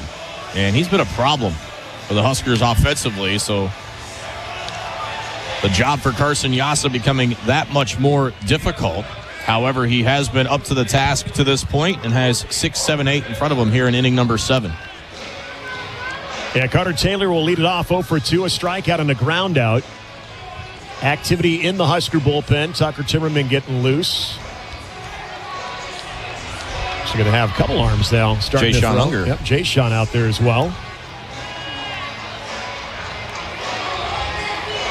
It's kind of shades, Ben, of Kurt Barr from Michigan with that breaking ball and keeping Husker hitters off balance. First pitch misses inside with a breaking ball here to Carter Taylor. Taylor on the year, 305 hitter for South Dakota State. 24 driven in on the year. 1-0 upstairs. That's 2-0 with a cutter. As you get later in this game, even with the lead for Nebraska, it's not the most comfortable feeling. 2-0 pitch. This hit him. And it's those types of moments where, whether it's a free pass or a hit batter, and you bring up that potential tie and run. And that will be in the person now of Dayton Franke. Yeah, the margin for error is just, it's not there, when you've got these slim leads. Now, granted, Carson is the best Nebraska has in pitching out of jams. And he's got kind of the bottom third part of the order here to get this thing back to the bottom half. But before that, Rob Childress is going to come talk to him. 91 pitches for Yassa, so he is nearing the end. As Ben mentioned, so alongside Tucker Timmerman in that left field bullpen, you have Jay Sean warming as well. So, and you're right, Ben, this is where you're looking at strictly the bottom third of the South Dakota State lineup with Franke, Jerschley, and Work. And I'm sure that's the message. Keep challenging these guys, because when he's got that count leverage, when he's worked ahead, more times than not, in fact, I would say more than 90% of the times, he's getting the result, whether it's the weak contact or the swing and miss. But it starts with being able to try to work that count leverage back on the mound. Yeah, the one thing, if you're really getting nitpicky on Yassa's day, and you have to, with 6 zeros to this point, the leadoff walks / hit by pitches is really putting some high leverage pitches on his arm. Yeah, no doubt. And you love the ability to get out of trouble, but you don't want to continue that trend. First pitch, and that's turned on to right field, down for a single. Going from first to third is Taylor. He's going to be held up there, and now South Dakota State, just like that, has runners at the corners with nobody out. The first really hard-hit ball from South Dakota State as Franke wraps it into right field. Yeah, and that's just a spot you can't miss. It's a centered cut, and he was ready to hit a first pitch fastball. Here you go. The leadoff hit by pitch is at third, and now you've got the go-ahead run at the plate. And Keegan Jerschley, 0 for 2 with a pair of strikeouts. And not just a pair of strikeouts, but he's gone down looking both times. First pitch to Jerschley. He'll show a bunt right back to Yassa. He goes to home. The tag's applied. The lead man is gone. Oh, what a break for Nebraska. And Carson Yassa all over it, making an easy flip to Trey Fikes. And Nebraska continues to make the play when they have to. And just a really poorly executed bunt by Jerschley. Yeah, that's a gift. That's an utter gift for Nebraska right there. Hopefully that allows Yassa to take a breath for a moment. 92 pitches. You've got the 9-hole hitter in the order. Force it any bag. And if you could get a ground ball, could you get out of another inning and another jam? Just missed inside with a breaking ball. That almost hit him. 1-0 here on Nick Work. Work is 0 for 1. He walked in the third, struck out looking in the fifth. Right-handed hitter. Runners at first and second, 1 out. The pitch. Did he go around? No, he did not. Breaking ball looked like it tied him up. Mitch Holman says he checked his swing. Now it's 2-0. Wow. Looked like he might have broke the wrist from up here, but what do I know? Now Trey Fike's going to come out. Rob Childress making his way out to the mound. This is the second visit. Yep. So this is going to do it here for Carson Yassa.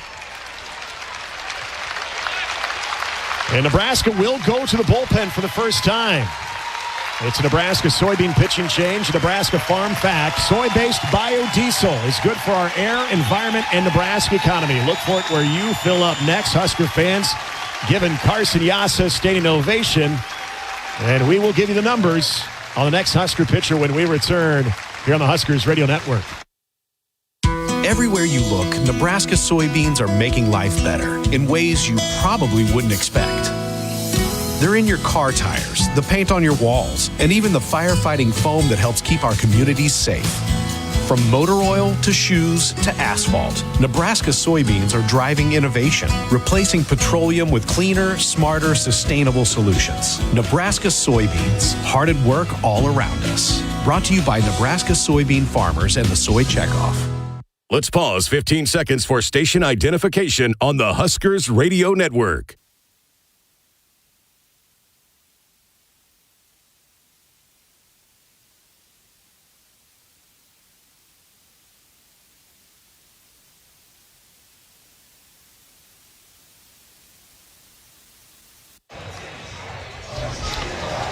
Alongside Nick Hanley, I'm Ben McLaughlin. Camden Cohn producing for us in our Acres Broadcast Center, where it's mower season. Get 0% financing, professional setup, and local support you can't get at the big box store. Only at Acres, a Midwest premier John Deere dealer. Huskers going to their closer, Jay-Sean Unger, to pitch for the 25th time.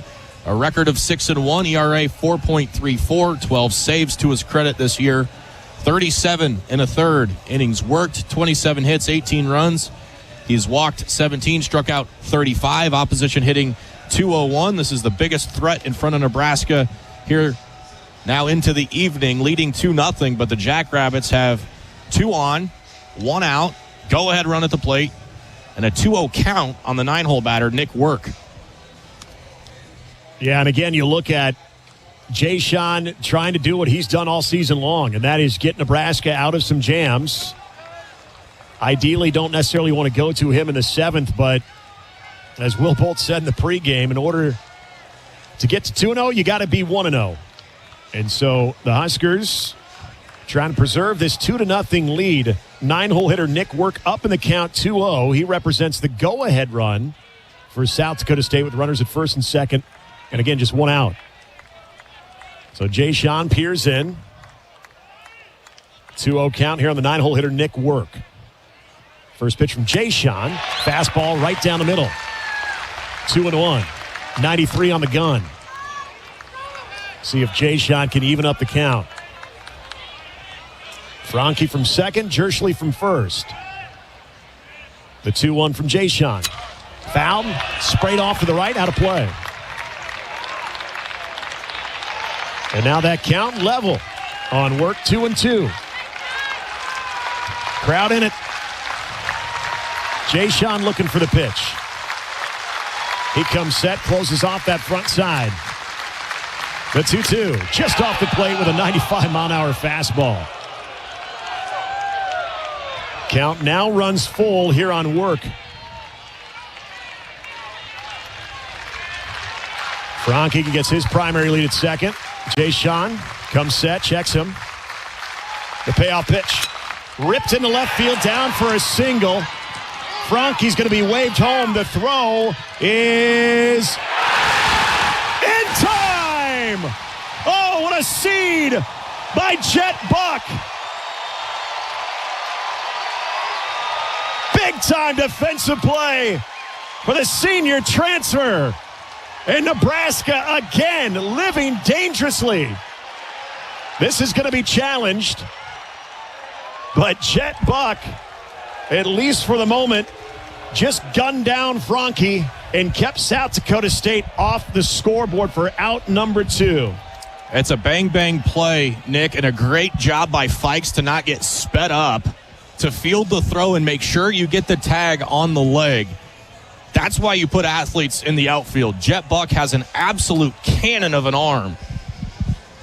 And for the moment, that is a massive play in this game.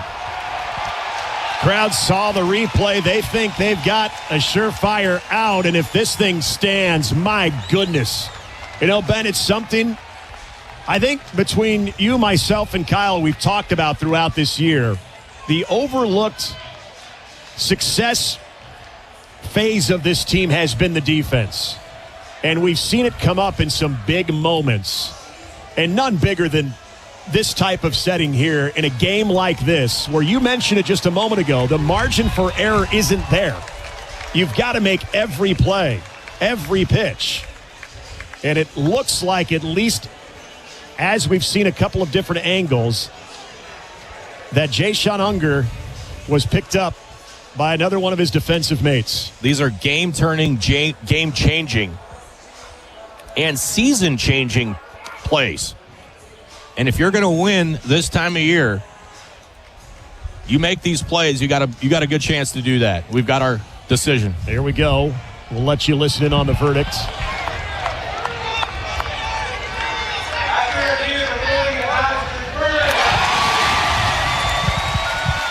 Well, if you couldn't hear Billy Van Raphorst confirm what they saw, just go by the crowd's reaction. What a play by Jet Buck. And Ben, that line drive, it wasn't necessarily hit directly at Buck. He had to move to cut that thing off and then to set his feet, make a strong throw. Alert communication, letting it through on the relay. So now, runners at first and second for Owen Siegert, but 2 outs. First pitch, missed low with a fastball. Just a huge boost. You see if Jayshon can pitch off of it. Jayshon comes set. The 1-0. Chopping ground ball, foul down the first base side. Sanderson will pick it up in foul territory. Now 1-1. Well, you're not out of this yet. Nope. You got a 346 hitter standing in front of you. So you got to come in here and execute your spots, and the defense has to pick you up one more time. Yep, good contact hitter in Owen Siegert. He is 0 for 3. Lined out in the first inning. The first pitch he saw to center. A couple of strikeouts since. The 1-1 is Siegert. Laid off a breaking ball, low and inside. Now 2-1. Every pitch, you just feel it's entrenched with drama. These moments, but this time of the year. What a feeling. The 2-1. Line shot through, and that's going to score at least one. Jerschley is going to touch home plate. The throw will be cut off by Dylan Carey, and South Dakota State will not be denied. They cut the lead in half. Now it's 2-1 with runners at the corners and an RBI single by Owen Siegert. And this is the other part to postseason baseball, is swings with men on, and a lot of times with 2 outs. Who can come up with the big hit? Will Bolt tells us that all the time. And that's a big one for South Dakota State. And now you bring up Nolan Grahl, all Summit League first teamer. Left-handed hitter. He's 1 for 3, singled back in the third. On a sharply hit ground ball in the infield to Kay Sanderson. First pitch. Missed inside with a breaking ball. Right at that back foot. Nolan Grahl's at .315 hitter. Trying to tie it up for South Dakota State. The 1-0.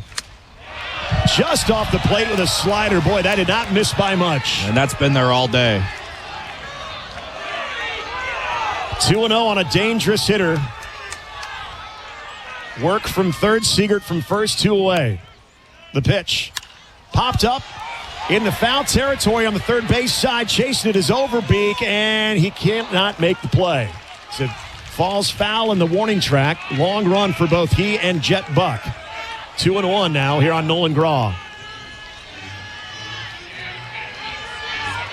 South Dakota State now even with Nebraska in the hit category.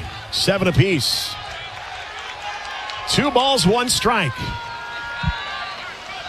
Jayshon peers in, dangling the arm, now comes set. The 2-1 to Grahl.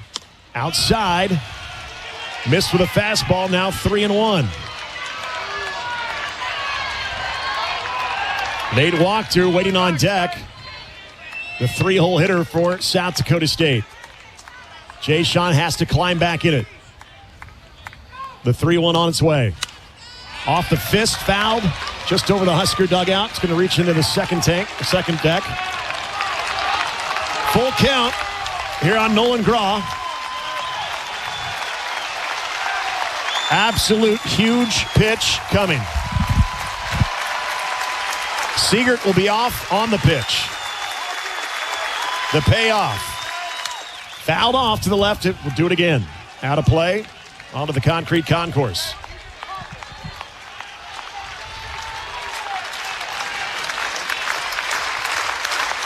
Husker fans getting behind Jay Sean Unger. And this Nebraska team clinging to now a 1-run lead. The payoff pitch to Graw.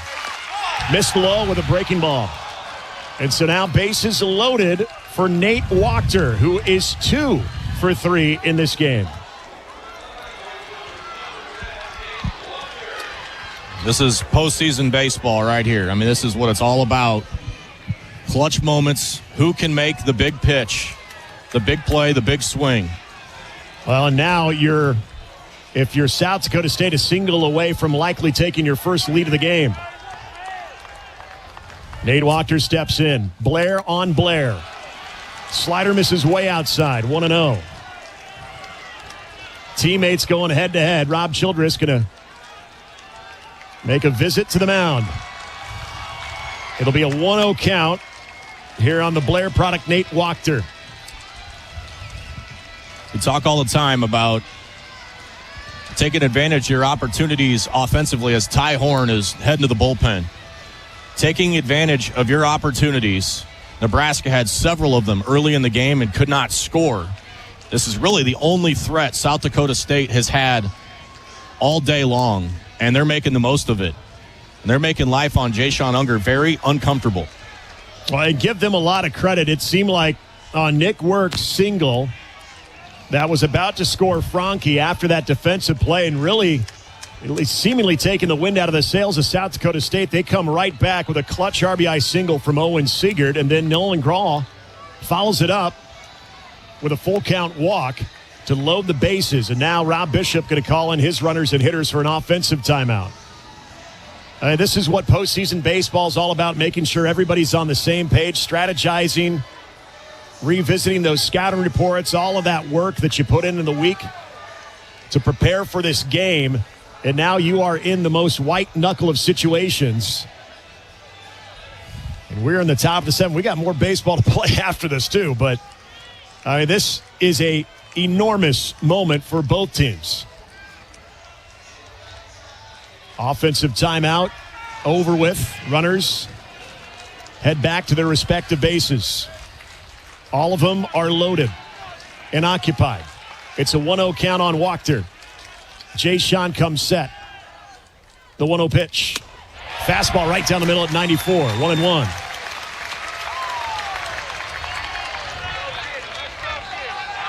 Work from third, Siegert from second, Graw from first. 2 outs, a 1-1 count, 2-1 Nebraska. The 1-1 on its way. Swing and a miss. Blew a fastball by Wachter.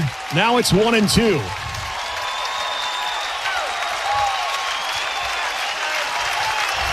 Middle playing with some depth in the infield. Everybody on their feet. The 1-2. Swing and a miss. He struck him out. Jay Sean punctuates the moment. And the Huskers will remain in front by 1 run. For South Dakota State, it was 1 run off 3 hits, no errors, and 3 big runners left on base. Stretch time and catch your breath here at Haymarket Park in the Lincoln Regional. Nebraska 2, South Dakota State 1 on the Huskers Radio Network. Save time when you shop online with Hy-Vee. Hy-Vee makes it easy to order groceries online through our app or Hy-Vee.com. Pickup is always free. And if you have a Perks Plus membership, you get free delivery and free express pickup. Shop online with Hy-Vee and you can create and save grocery lists. Shop the sales and get fuel savers. Talk about convenience. Order groceries online today. Check out Hy-Vee.com or download the Hy-Vee app. Call SOS, a trustworthy company since 1950. Their technicians don't earn commission. This equals fair treatment to their customers. SOS is a family-owned third-generation company, and now to celebrate the 75th year in business for a limited time, get a New York AC or furnace for $75 per month. Get you and your loved ones comfortable again with SOS. SOS to the rescue. SOS. SOS. Call 402-391-2336. A monster sequence for Jayshon Unger after falling behind 1-0. Fastball, slider executed perfectly. Now it's time for the parts of Nebraska's team that has helped lifted them to 42 wins. Time for this offense to get going. 9-1-2 for Nebraska. Rhett Stokes, who has occupied that second leadoff spot so well throughout the year, will be tasked with trying to set up an inning here for Nebraska and have a response. Nebraska, who is so often at this ballpark, had that response.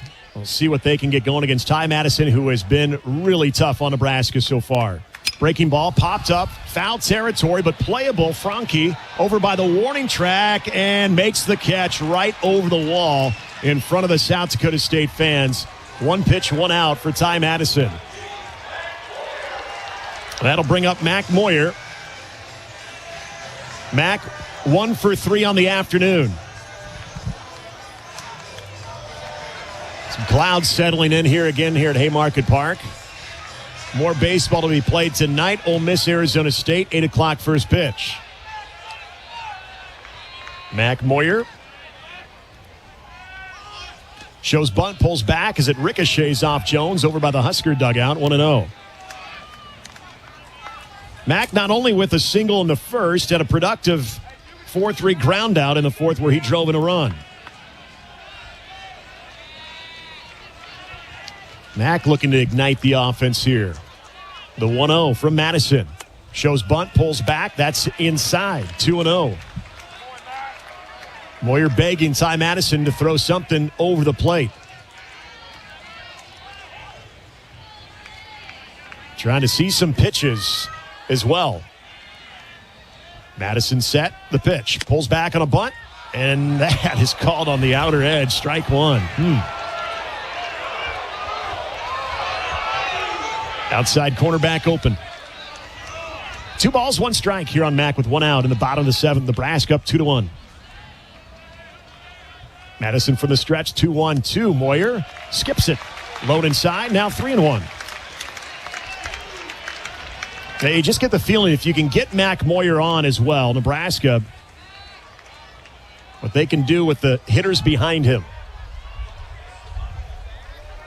Trying to apply some pressure here on South Dakota State. It probably feels like they got this game right where they want it. The 3-1 coming. Popped up, foul territory. It's going to get out of play. Just behind the Husker dugout. Now count runs full on Moyer. Huskers just having a heck of a time finding a barrel, Nick. And they really got, even though the damage wasn't significant, they were able to really barrel up Schleck, but that has not been the case with Madison. A big payoff pitch from Madison coming. Breaking ball, sprayed foul again. We'll do it again. 3-2 as this one ricochets off the window in the suites. 3 balls, 2 strikes, 1 out, bottom of the 7th. Game number 1 here in the Lincoln Regional.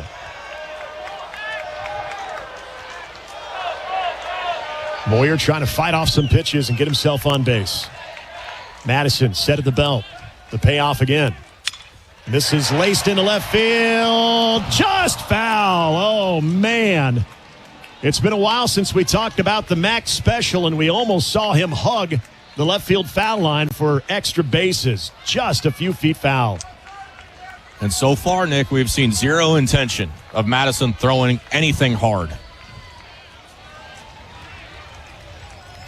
Madison, first base side of the rubber, comes set at the belt. The 3-2 again to Moyer. Chop foul. Fighting off pitches. This one goes behind the batter's box. 3 balls, 2 strikes. Quite the battle going on between Madison and Moyer.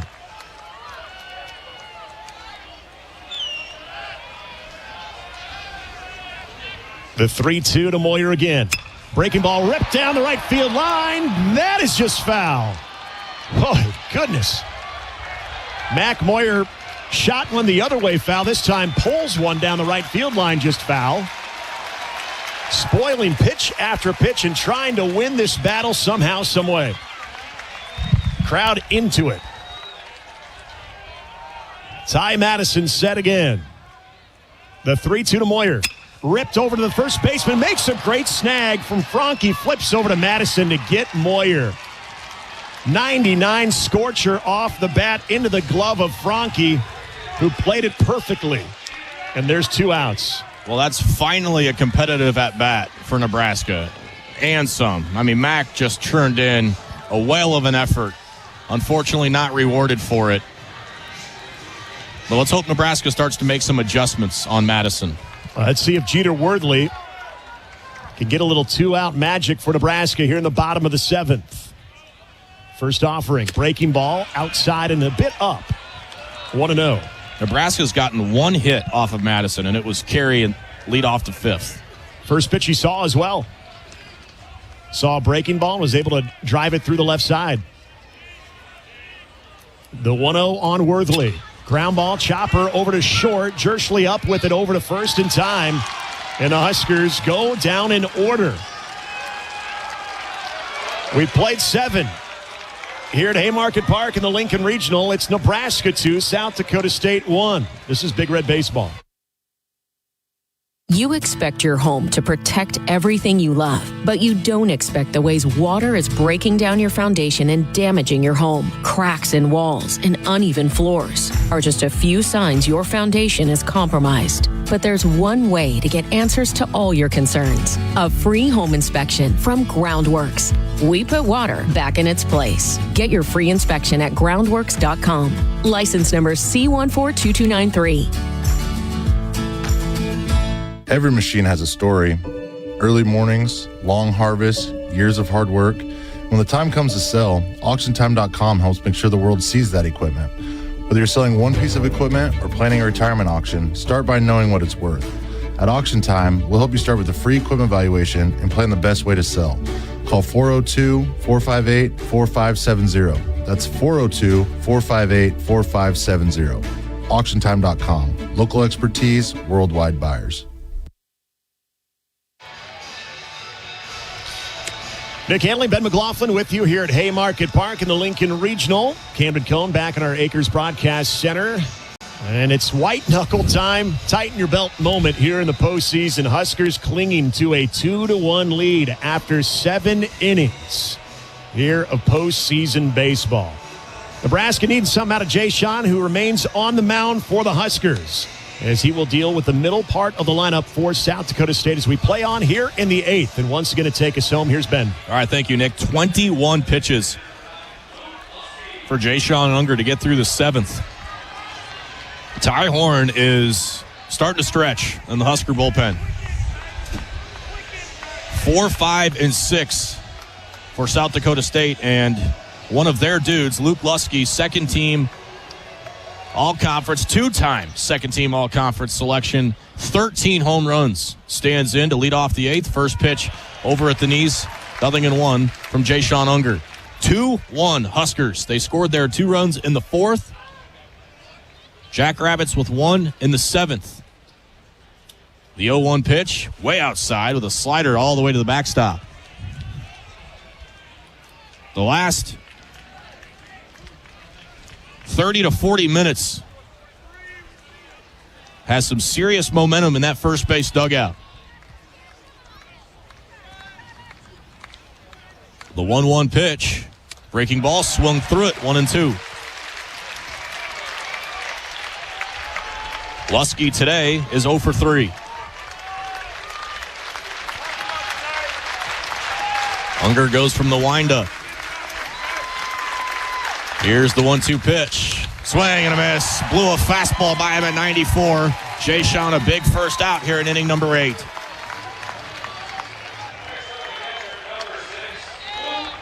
Here's Luke Jones, 0 for 3. He's glad Yasa's out of the game. A couple of weak groundouts and a strikeout. Unger able to get the leadoff man. First pitch on the way. Jammed to third. Overbeek gets a shin-high hop, throws in time, 2 outs. Good job by Unger. That really ran in on the hands.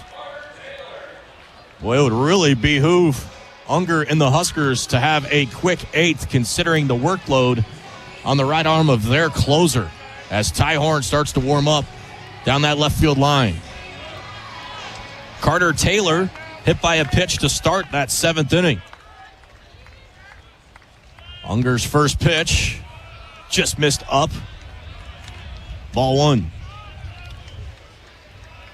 The 1 run in the 7th inning charged to Yasa. 6 1/3 sparkling innings for the Husker ace. Here's the 1-0 pitch. I missed up and out, 2-0. Taylor at .305, 4 home runs on the season. Nebraska 2, South Dakota State 1. We are getting late. Here's the 2-0 pitch. Ball 3. That looked pretty good. Now Jay Sean needs to dig out of this 3-0 hole. Pitch. That's a strike. Fikes was not happy with that last one. He snapped that fastball there from Unger. And now a fist bump from from the catcher to the closer. Trying to encourage Unger to get back in this at bat. The 3-1 pitch. Jammed into the screen. Full count. And Jay Sean snaps the return throw, and he's ready to finish the 8th. See if he can do it right here. Sold out Haymarket Park crowd trying to help Jay Sean Unger in the top of the 8th inning. Here's the payoff pitch. Popped up, playable on the infield. It's Sanderson underneath of it, called off by Stokes. The last second makes the catch, and it's a 1-2-3-8. Jay Sean Unger needed a stress-free inning, and he got what he ordered. No runs, no hits, no errors, no jackrabbits left on base. We go to the bottom of the 8th. Huskers clinging to their 2-1 lead as they hit in the 8th. Bottom of the 8th is next. You're listening to the Huskers Radio Network. What has cancer taught me?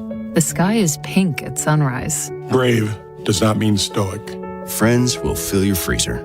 And that I have the academic specialists, the clinical trial options, the level of personalized care. I couldn't have gotten anywhere else. Nebraska Medicine Fred and Pamela Buffett Cancer Center. Because at the end of the day, I want the best chance to be here for tomorrow. Get a second opinion at nebraskamed.com/cancer.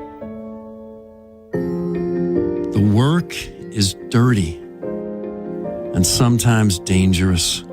It's the kind that can break your body, and if you let it, your spirit. But while there may be better ways to make a living, you won't convince me there's a better way to live. I'm a Nebraska corn farmer, and there's nothing else I would rather be. Brought to you by the Nebraska Corn Board. To the bottom of the 8th we go. Nebraska leading South Dakota State 2-1. Trying to advance into a winner's bracket game tomorrow night here at Haymarket Park. South Dakota State has not made anything easy at all, both defensively and on the mound. And Ty Madison, the local product from Nebraska and Omaha West Side, handcuffing Husker hitters. Dylan Carey will get things started here for Nebraska in the bottom of the 8th. Again, 2-1 in favor of the Big Red. Big inning for Nebraska. They need some insurance. And it's 3-4-5 due up. Dylan Carey and Case Sanderson have 3 of Nebraska's 7 hits. Carey's reached all 3 times. Madison's thrown 44 pitches, 4 innings of perfect relief First pitch, breaking ball high, ball one. Dylan Carey's the only Husker to have a hit against Madison. And it's been all groundouts, other than the soft line out from Sanderson. The 1-0. Carey swings and misses. Thunderous cut. On a pitch up, it's 1-1. I think he simply saw a fastball, got excited. One of the very few he's probably going to see and try to drive it. 1 ball, 1 strike on the Huskers senior shortstop. Madison's pitch. Breaking ball, swing and a miss. Strike 2.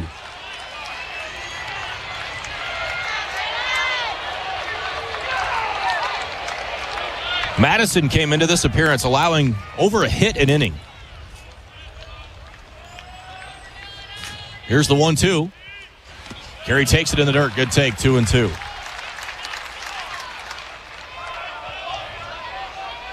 It was 70 hits in 66 and a third. 2 balls, 2 strikes on DC. The pitch. Swing and a drive to deep left field. Taylor back to the track, to the wall. It is gone. Dylan Carey to the rescue. The insurance agent you can call on. It's a 3-1 Husker lead, and the senior shortstop belts one out of here to left field.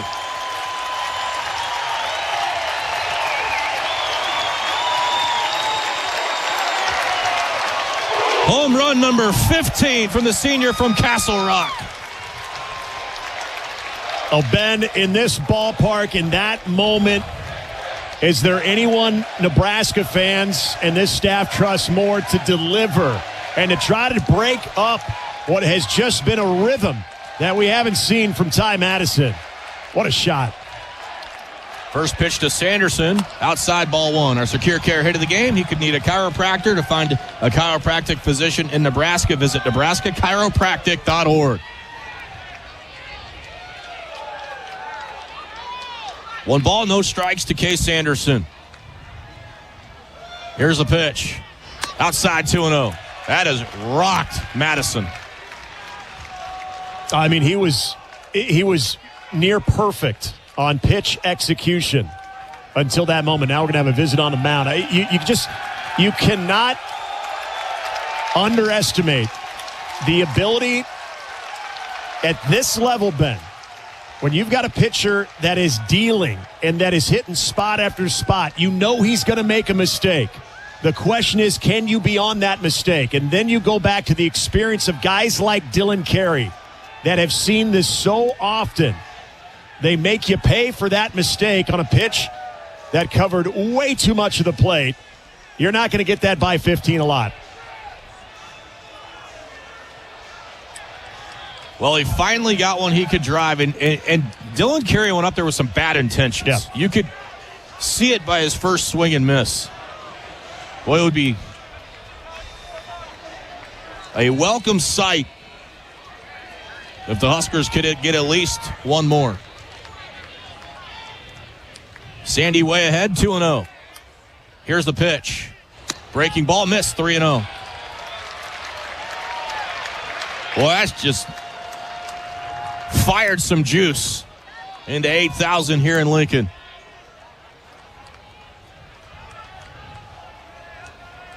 Here's the 3-0 pitch. Called strike, 3-1. Well, and now if you're Case Sanderson, you're taking a page out of your teammate and the previous hitter in Dylan Carey. Now you've got 1 pitch, 1 spot in mind. Sandy with some count leverage. Ahead 3 balls and a strike. Here it is. Ball 4. And the Huskers have another run at first base. Nobody out. It's just a huge at-bat. You pointed it out, and you can see the first 2 pitches from Ty Madison. He was clearly shook from the blast of Dylan Carey. But then you get strike 1 over the plate. Try to get, again, a Husker hitter out on his front side, and Case Sanderson showing great discipline, trying to set up an inning here for Nebraska. First base after the walk to Sandy. First pitch to Grigo, squares to bunt, pops it up, and it is caught by the third baseman. Sandy's going to be doubled off. Oh, my goodness. That's the third double play, the second Husker runner to be doubled off. There's just nothing Sanderson can do. Graw lays out head first and makes the catch. And as soon as Nebraska threatens with another base runner, it's erased and it's up to Jet Buck. Just a hell of a play by Graw, first and foremost, making that catch. And you're right, Sanderson, who's reading contact off the bunt. You want to see down angle, but he was already hung out to dry. First pitch to Buck, misses outside with a breaking ball, 1-0. And I'm sure that's what's being talked about there in the dugout. If you're Case Sanderson, you got to read that down angle as best as you can. But your secondary is going to take you so far off the bag just on contact alone. The 1-0 pitch. Buck swings and drives a high fly ball deep right field. Wachter to the track, to the wall. Jet Buck. There's some more. A solo blast into the first row of the party porch. And it's a 4-1 Husker lead. Buck bomb number 10.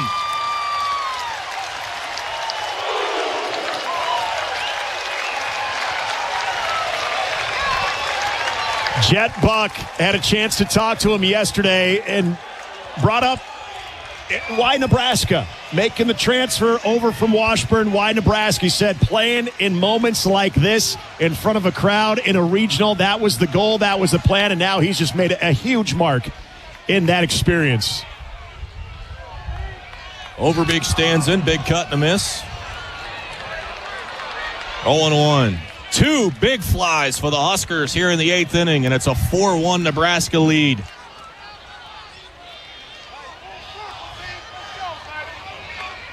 The 0-1 pitch bounced in front of the plate. Well, it took a few innings for Nebraska to get Madison.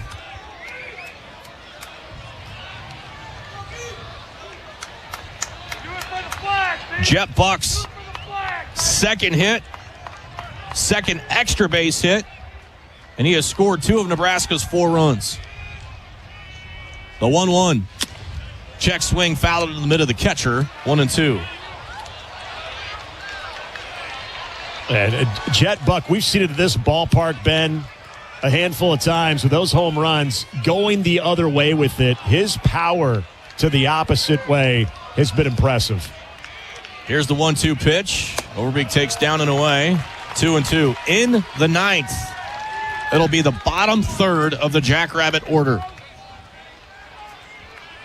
It'll either be Unger or Horn to try to get Nebraska to the winner's bracket. The 2-2. Pulled on the ground, foul. First base side. I think Overbeek slowly starting to dial in Madison. That was a good swing.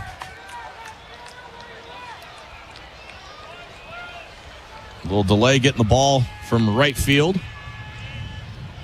Joshua 1 for 2. He's reached twice and scored a run. Huskers 4. Jackrabbits 1. We're in the bottom of the 8th. Here's the 2-2 pitch. Overbeek swings and fouls one off to the left. That one got in on the hands of Beek.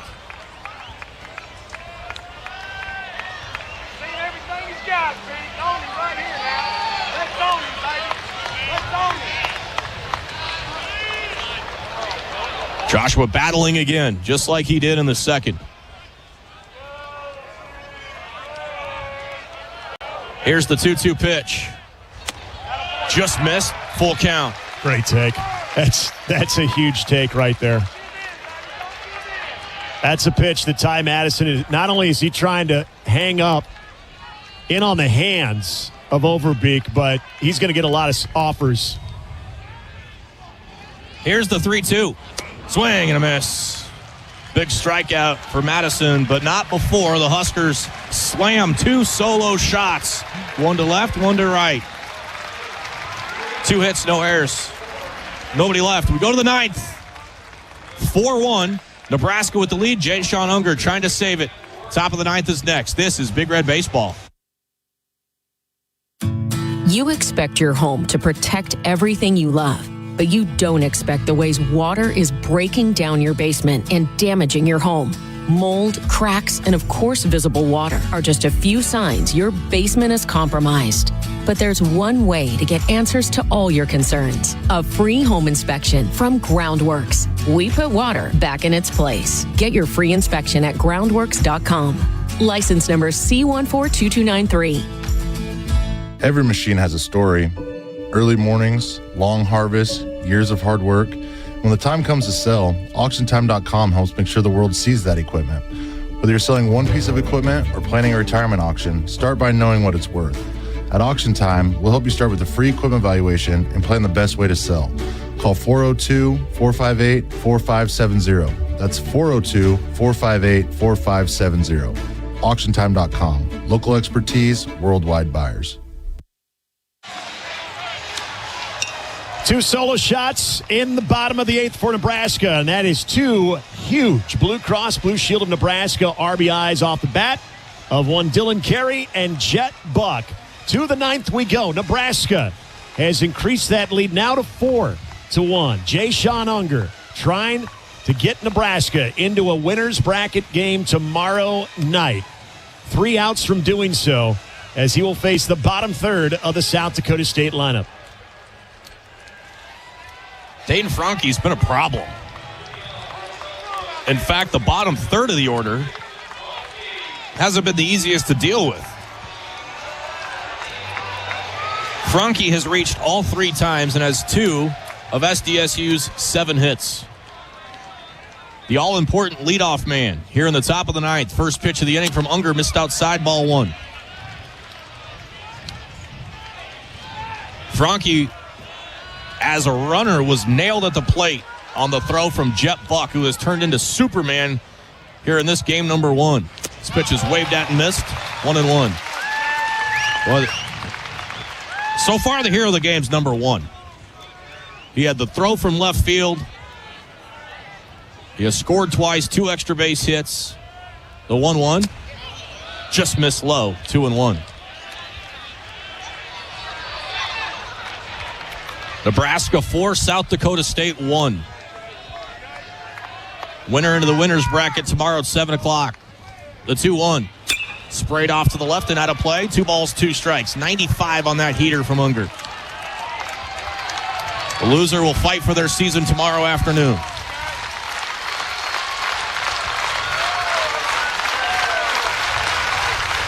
Two balls, 2 strikes. Unger shakes off, now says yes.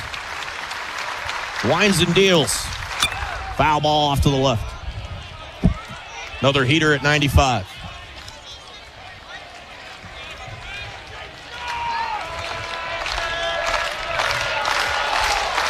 This crowd trying to help Unger with the leadoff man here in the top of the 9th inning. Unger ready for a 2-2 pitch. Downhill, here it is. Hammered but foul, headed to the berm, first base side.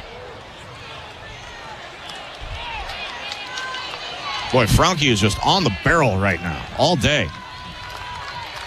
Well, before that pitch, we saw 95 with Jay-Sean's fastball, too, so it has not been weak stuff at all from Jay-Sean. Here's the third 2-2 pitch to start the 9th. Whacked on the ground to third. Overby gobbles it up, fires to first, 1 gone.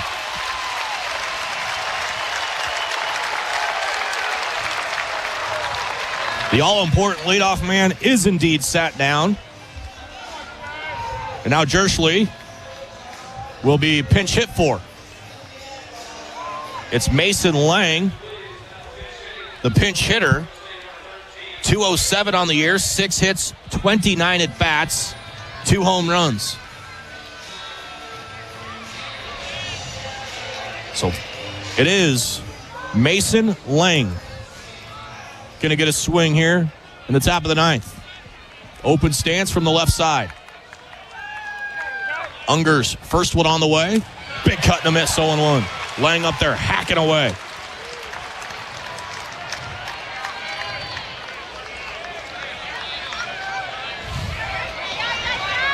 Unger working with good rhythm, good pace. The 0-1, strike 2. Slider snapped in there. Now he's ahead. We've seen this a lot from Jay-Sean. Just looks and control the body language, mound presence, it's all there. The no ball, 2-strike pitch. Oh, my goodness. 1-2. If nothing else, Ben, that was something for Lang to think about. Filthy. Absolutely filthy. Unger wasting no time. The 1-2 pitch. Swing and a miss. Strike 3. 2 gone. Huskers and out away from a winner's bracket date with the winner of tonight's game. And Jay Sean again, who talk about the mound presence, that pitchability factor that we've seen with him all throughout the year. And there was a moment in the previous inning where he didn't have that same type of presence. He's just absolutely locked in here in the 9th. Nick worked. The last chance for the Jackrabbits. First pitch. Strike at the top of the zone. 0-1.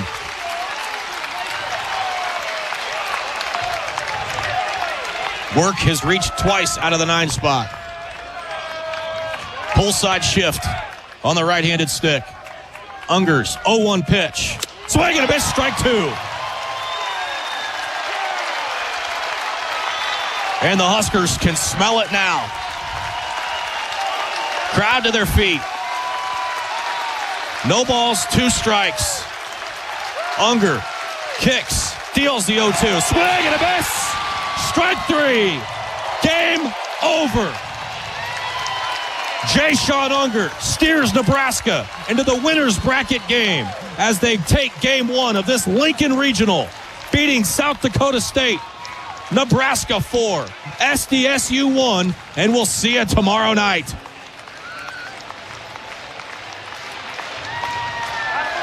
Huskers get it done in the opener, and we're back to tell you about it. Stay with us. You're listening to the Huskers Radio Network.